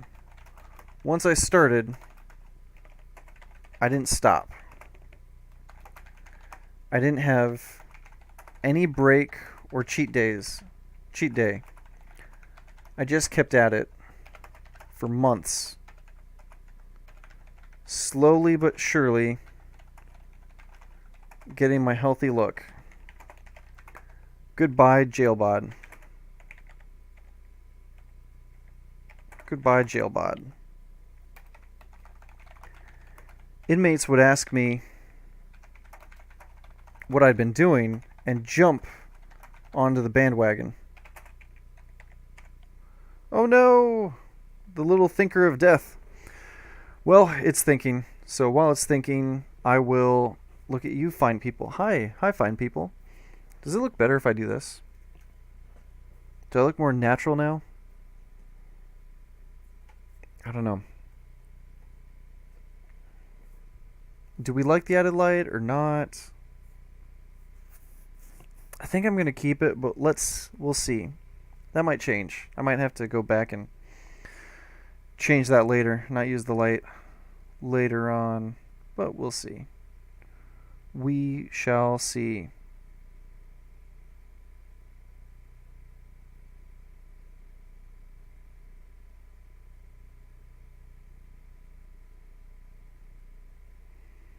How do you ride like you're running out of time? Hoeing and riding like you're running out of time. Do do do do do do do do do do do do do do do do. Here we go now, honey. I love them fat Americans. They're always so obnoxious. So real quick, I have to go use the restroom, and I will be right back. Don't go anywhere.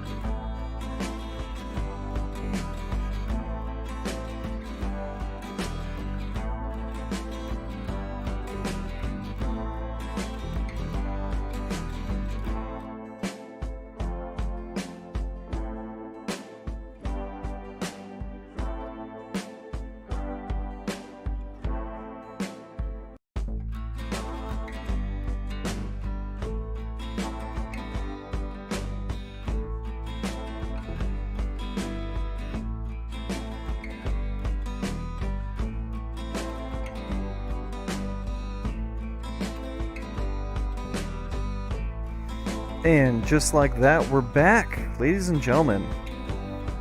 Alright, let's find our place real quick.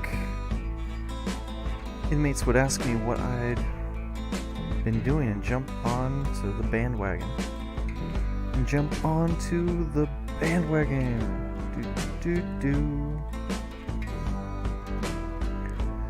So I'll just enjoy this music for a second. Bum, bum, bum, bum, bum. Dun, dun, dun, dun, dun.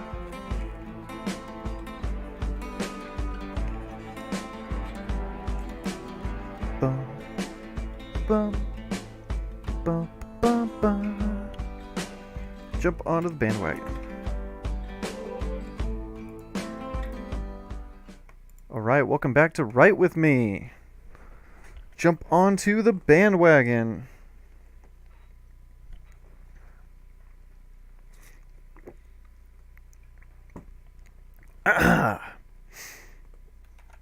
Then, after a couple weeks,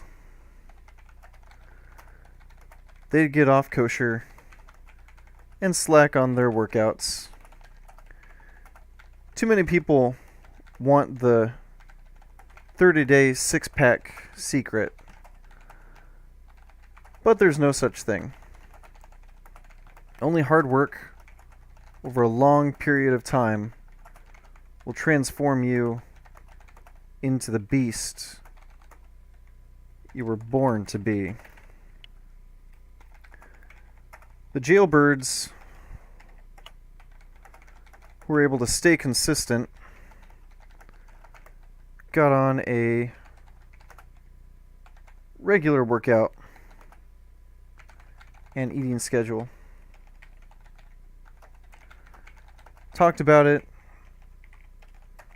and asked questions of other guys who worked out, and most had a cellie who worked out with them, or at least had a cellmate to remind, nag, them into working out.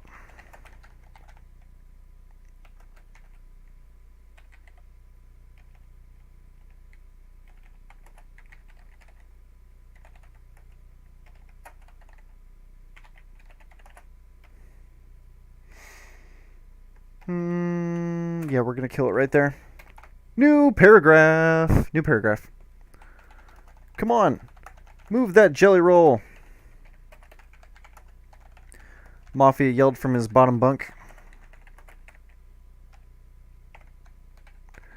Just taking gasp. A little gasp. Breather.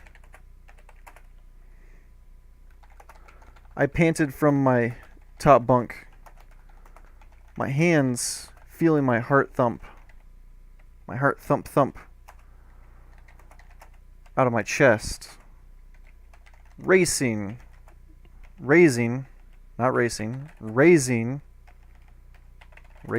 and lowering with my chest.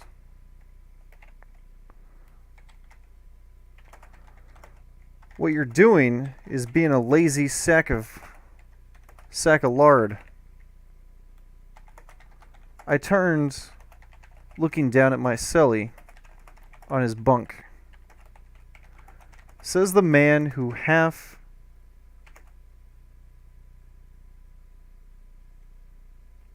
says the man with half a honey bun resting on his chest. Hey, you're the one who wants to get healthy all of a sudden. I'm just here to remind you, you ought to be exercising, not growing new fat rolls, laying on your fat ass.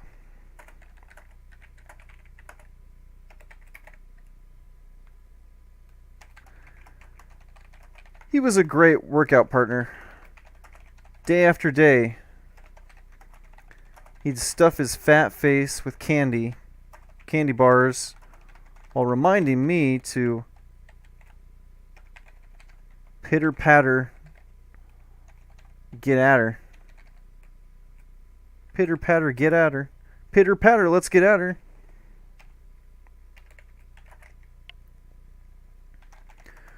Which is exactly what I needed. Shorter breaks meant shorter workouts, meaning I could get more done with my day. His motivation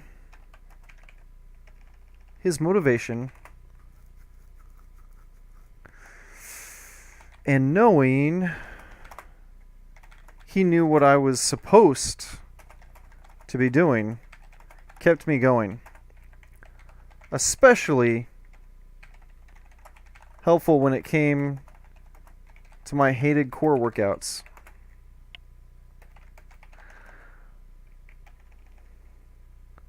Laying atop my bunk, I closed my eyes and sucked in air before undertaking the dreaded bicycle kicks. I did my best to breathe through my screaming abs and ignore the diarrhea that was sure to follow. I'd be... What would I be?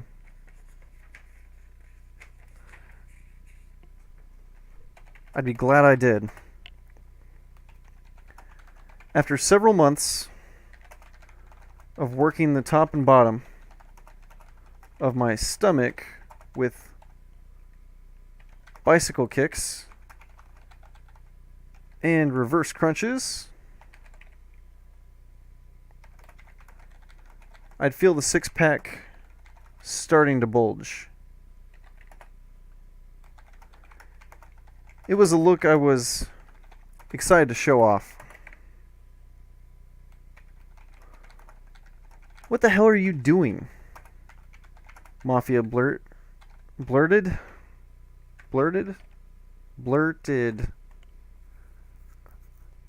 is a word, right? Of course it is. Why wouldn't it be? Mafia blurted.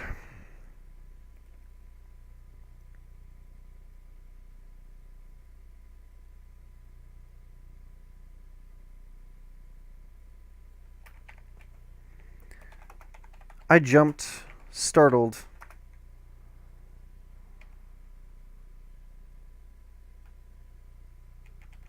I stammered. I thought you were asleep. Well, I'm not anymore. Embarrassed, my cheeks colored. You weren't supposed to see this. Well, I'm seeing it. With a sigh, he rolled over. Decent size for someone your height. Yep. He'd caught me. Mafia caught me in the middle of the night, standing shirtless in our cell, flexing in the mirror. I liked what I was seeing. Toned, lean, with a line or two visible across my stomach. Clearly, my new diet, cardio, and exercises were paying off. The disappointment was in the actual size of my muscles. I could get toned, but couldn't build any real muscle mass. For the millionth time, I wished we had weights or even just a pull-up bar.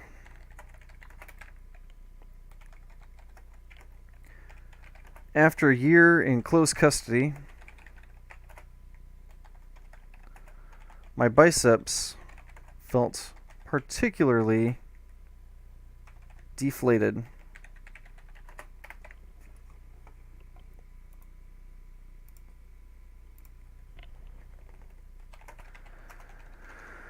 I tried getting a bunch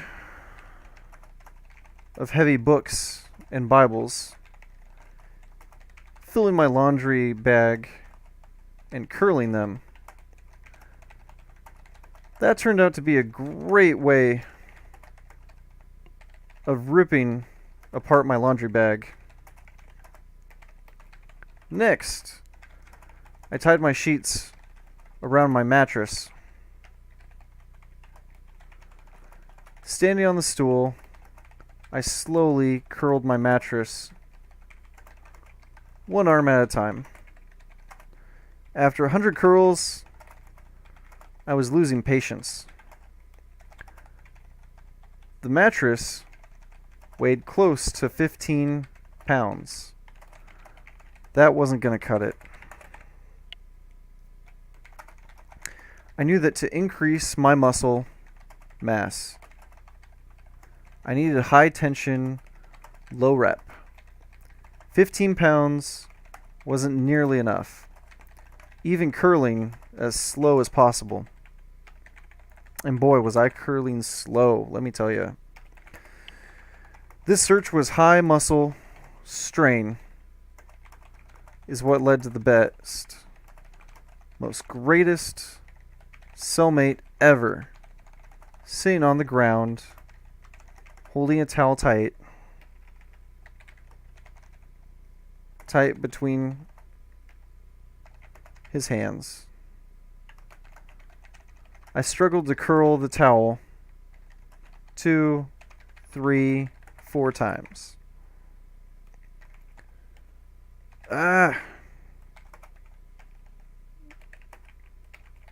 Screamed Mafia. 3-6 Mafia. I need a break. A break?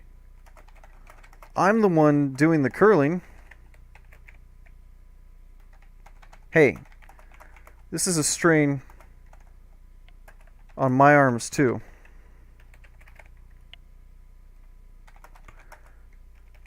I gave a loud sigh. Clearly, partner exercises weren't going to be effective.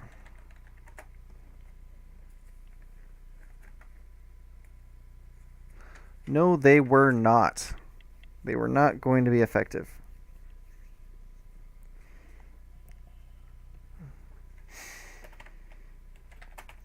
To seek out answers to my muscle mass quest, I turned to books.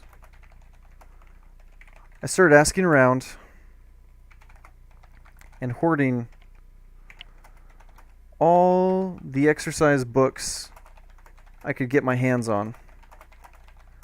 I tried out every calisthenic.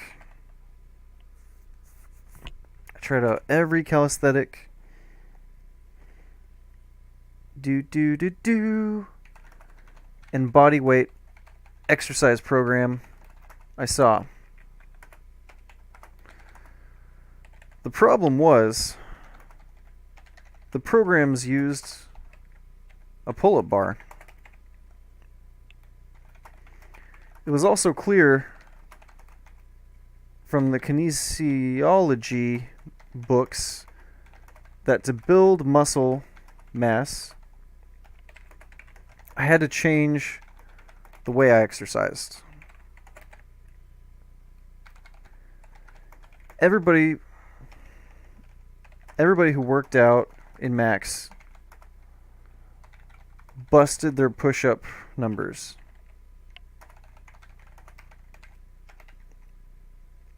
Boasted, not busted. Boasted their push-up numbers. They boasted about what was going on. I did 100, 300, 500, 1,000 push-ups. Yes, the 90-pound string bean can do hundreds of push-ups with his ass in the air, going fast, with half an hour to rest between sets. Not gonna lie, bursting a push-up, God's bubble, made me smile. Their little arms struggle as I taught them how to really build mass with slow decline push-ups. 3 sets with only a minute rest max allowed between each set. Diamond decline, wide declines, and half declines were the push-ups to do. For legs, the exercises were calf raises and one-legged squats done off the stool.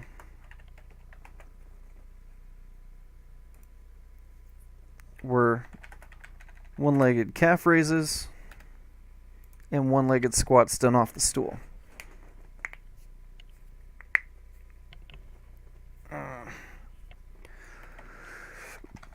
The desire to exercise and get bigger is infectious.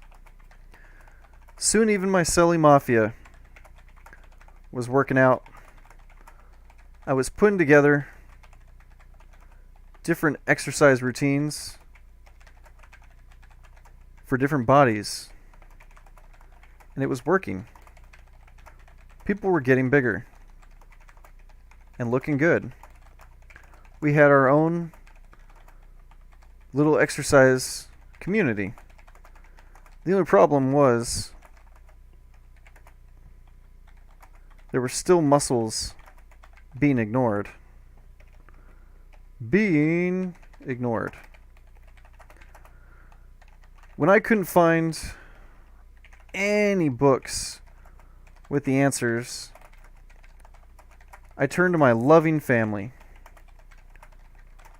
When you're locked up, a support system on the outside can make life a lot better. After my inquiry, my family started sending in books on dynamic strength.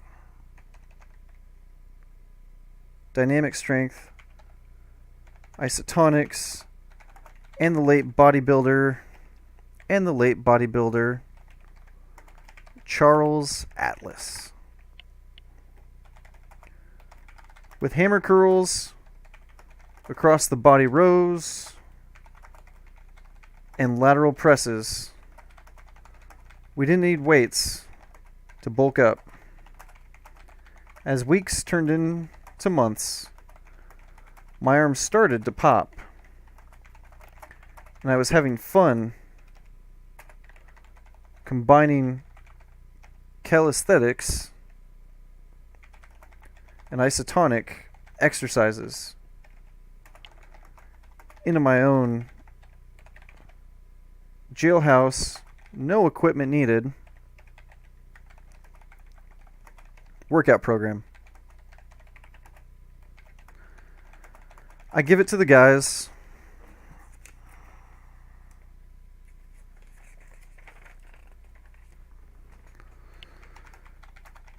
And see what they thought.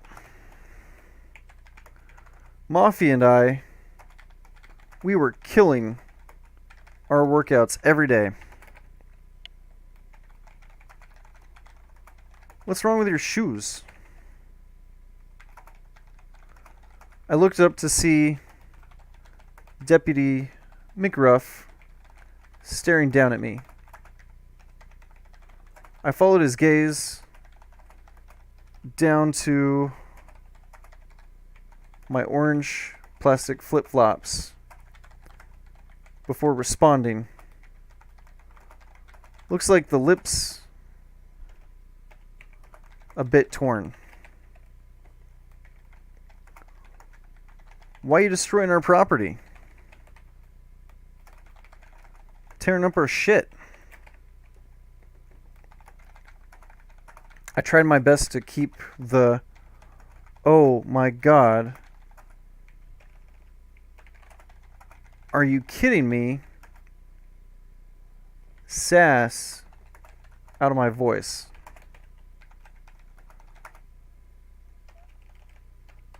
I'm not tearing up anything. I've had the same flip-flops since last December. I've been working out a lot lately, and they're just getting worn out. Yeah, right. Working out. Bullshit.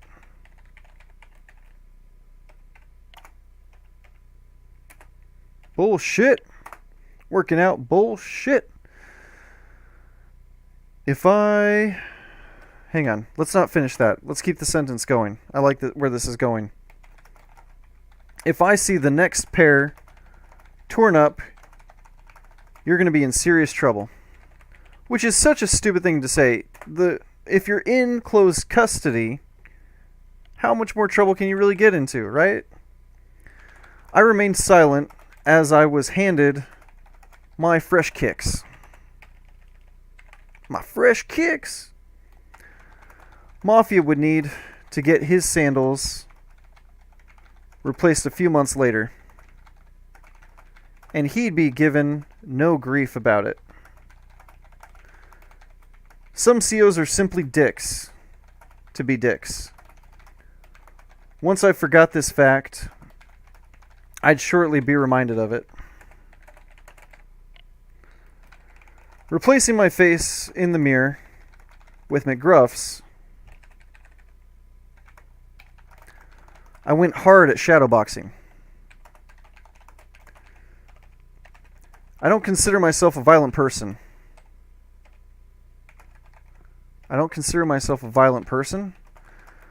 But I can understand why inmates target guards and riot. Inmates are already under enough psychological stress and anxiety.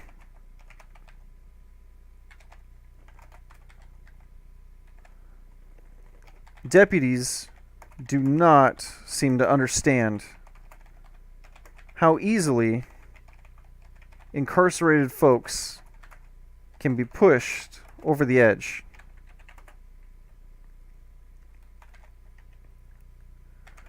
Violence may not be the right solution, but it is an easy and readily available one.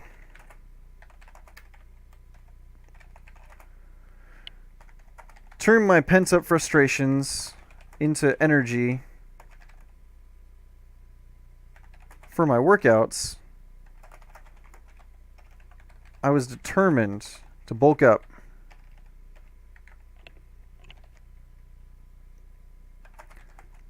Get muscle, grow.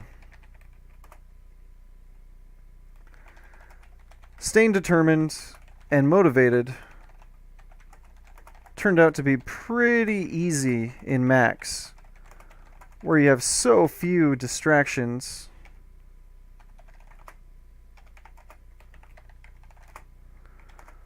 Looking at and noticing the subtle changes in my body from week to week was the best motivation for myself. Really was. Are you going to put a shirt on?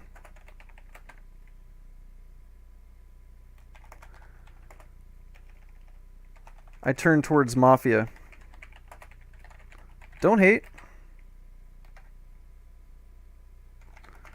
The amount you stare at yourself, I'm seriously beginning to question your sexuality.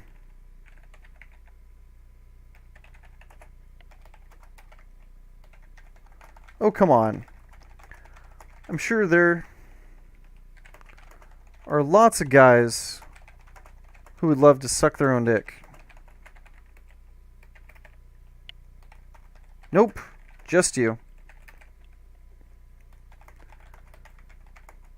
I gave Mafia my Ken doll smile.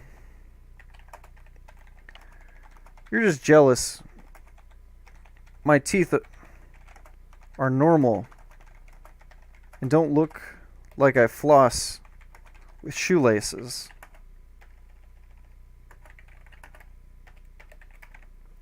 Burn. Oh, that's a burn.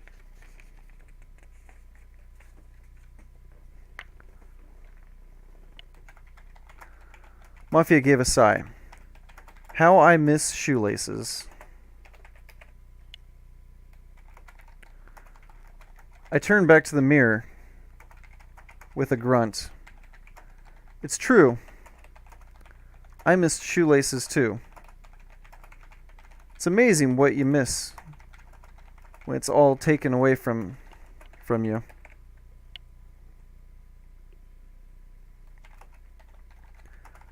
I poured myself a glass of water as Leprechaun came to the window. Ooh! Hey, LeBron! Leprechaun shouted. Come see Trevor drink water. It's amazing.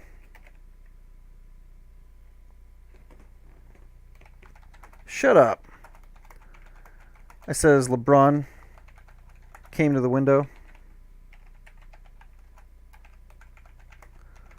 Mafia gave a smile as he got up from his bunk.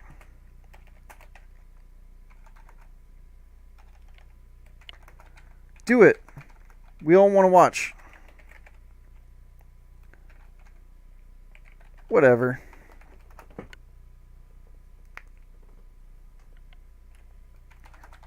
And with that, I downed the cup. Oh my God, said LeBron. I told you, replied Leprechaun.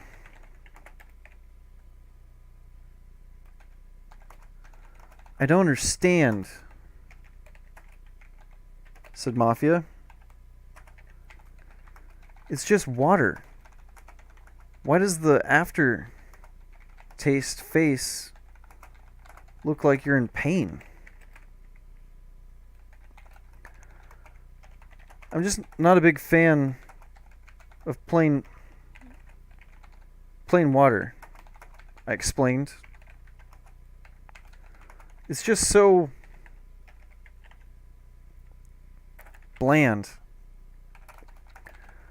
But I'm drinking a lot of it to be healthy. To be healthier. Not used to bland water, Leprechaun said, his voice dripping with mockery. Oh, you poor, privileged little Jewish boy. I gave a laugh. Yep. Privileged. Another way of saying I'm better than you. Remember that next time you have to clean up my shower jellies. You poor house mouse. Trash cleaning up trash.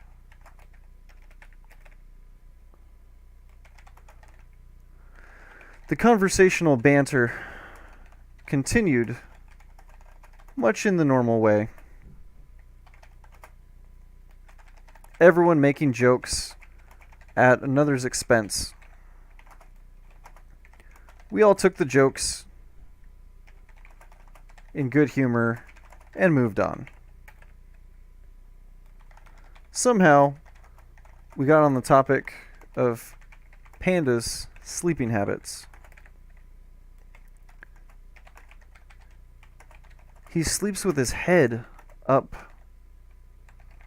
hovering over the pillow, and his legs crossed like a monk, said LeBron. He says he's so flexible from years of wrestling.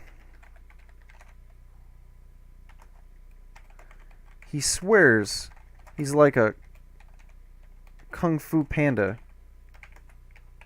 Nope, I swear. I swear he's like a kung fu panda. Panda, panda, panda, panda, kung fu panda. Panda, panda, panda, kung fu panda.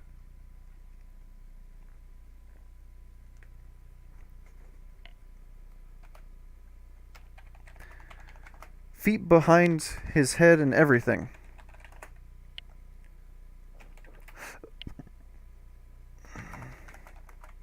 I had to see what they were describing. What they were describing for myself.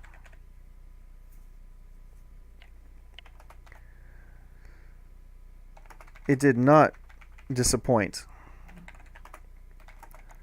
I kind of got jealous of his flexibility. That night, I tried to touch my toes. That was a humbling experience. Clearly, I hadn't spent much time in max stretching. That led me to start stretching regularly and study several books on Tai Chi.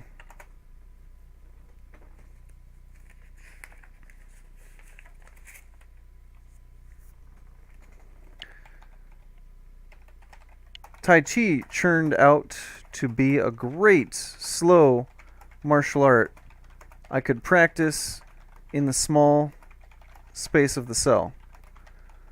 Soon my flexibility and balance were better than ever.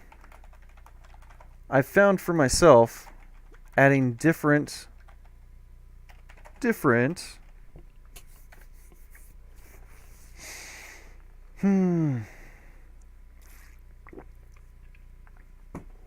for myself adding different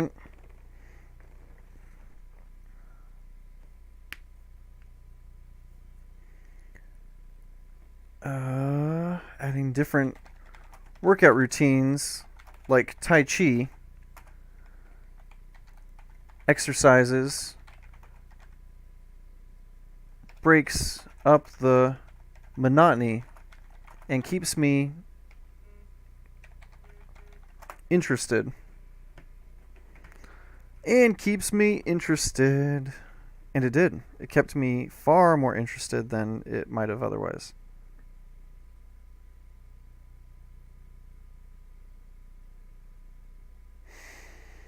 Oh, this whole jet ski.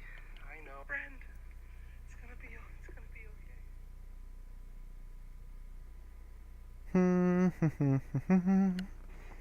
Dun, dun, dun, dun, dun, dun.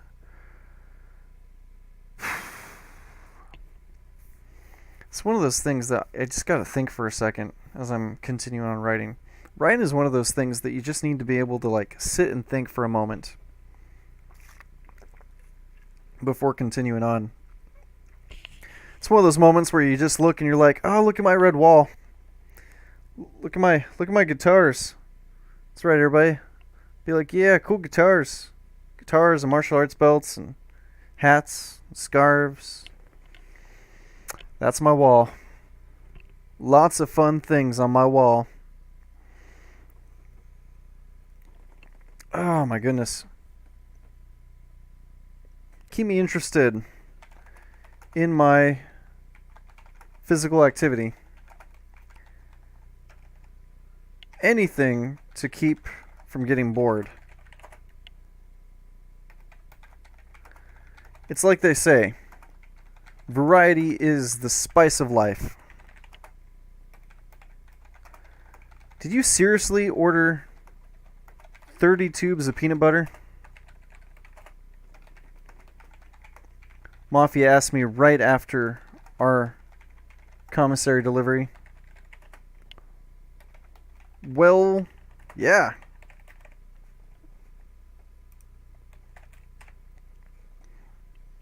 Well, yeah. Mafia stared blankly at me until I continued. You see, to get the most out of building muscle mass, a person should eat between 0.5 or 0.8 grams of protein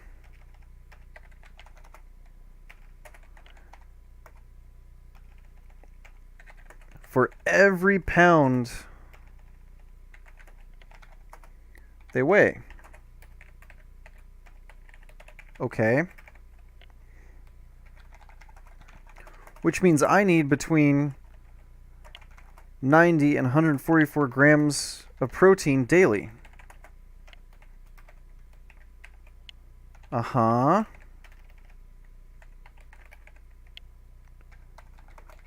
But I'm only getting about 62 grams on fish patty days. Only 36 on egg sandwich days.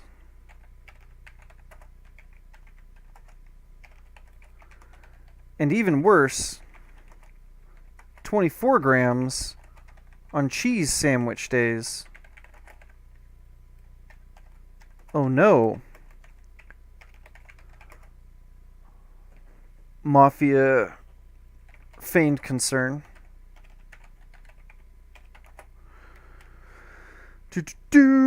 Mafia said with feigned concern. Mafia said with feigned concern. I know. I continued. Oop. Caps lock. Caps lock just killed me there. I continued in my upbeat tone. And the Mafia grain protein and the Nutra grain protein bar they sell is $2.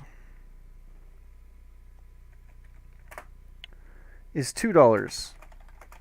And you only get 10 grams of protein. Huh. Whereas the squeeze peanut butter,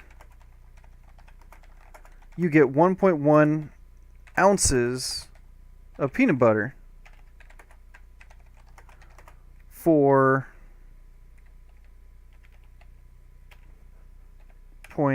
80 cents. For 80 cents. 1.1 ounces is just shy of 2 tablespoons. Meaning it's around... and I'm going to have to look that number up. Guys, it has been so much fun hanging out with you and spending the day with you, working, writing, and enjoying myself. Check out my Patreon if you want to read some really good short stories or want to check out the podcast. As always, have a fantastic rest of your day. Enjoy what you read. Love what you write.